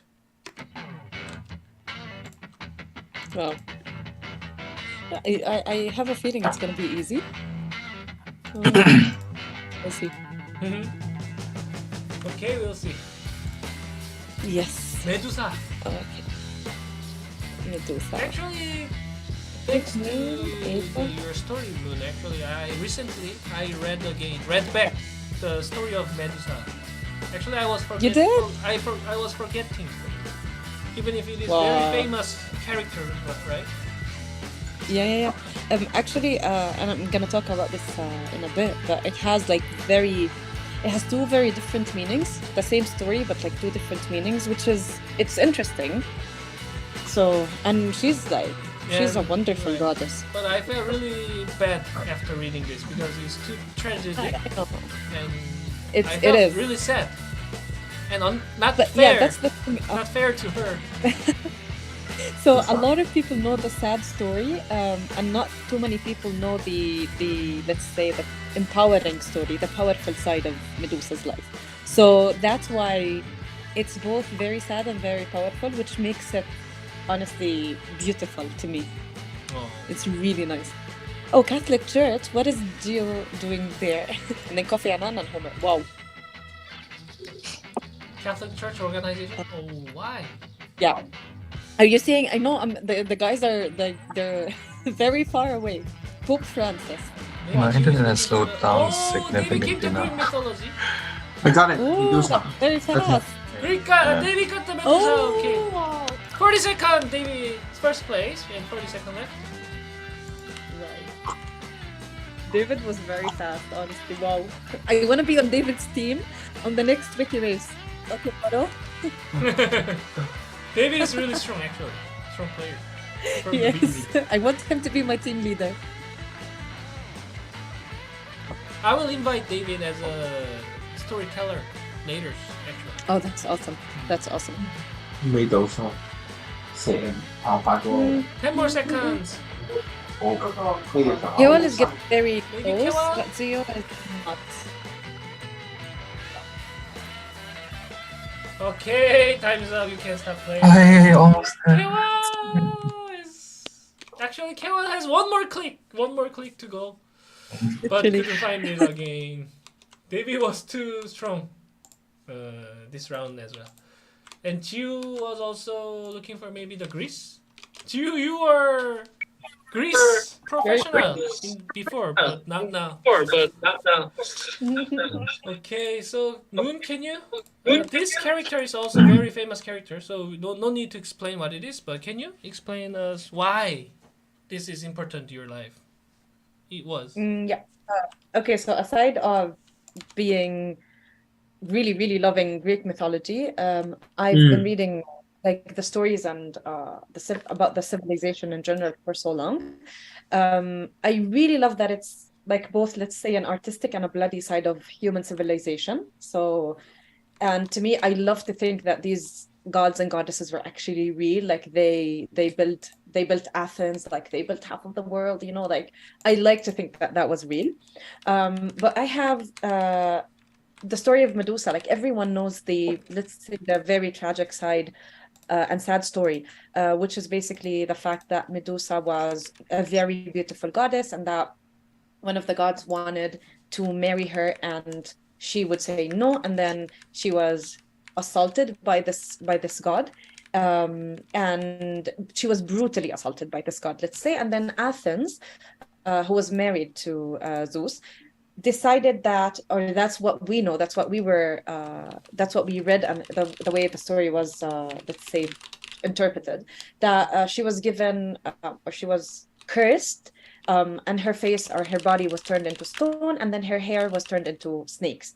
So that kind of tells the sad patriarchal part of the story. It shows that Athens was very jealous of Medusa and she wanted to, she wanted to punish her to stay away from her husband. Actually, the other side of the story that is, to me, I thought it was very beautiful and very powerful, is that when Athens, let's say, cursed Medusa, she gave her a power, which is to turn any man who tries to approach her into stone. And that power, nobody had that power but Medusa, who used it actually to turn men who tried to assault her into stone. But then their spirit would still be alive, so they would know, like these men would know what they did, but they couldn't move, they couldn't even express the pain they were feeling. So that's a very empowering story towards Medusa, and it relates to like the dangers and the issues of sexual assault that keeps on happening around us, that we hear about every single day.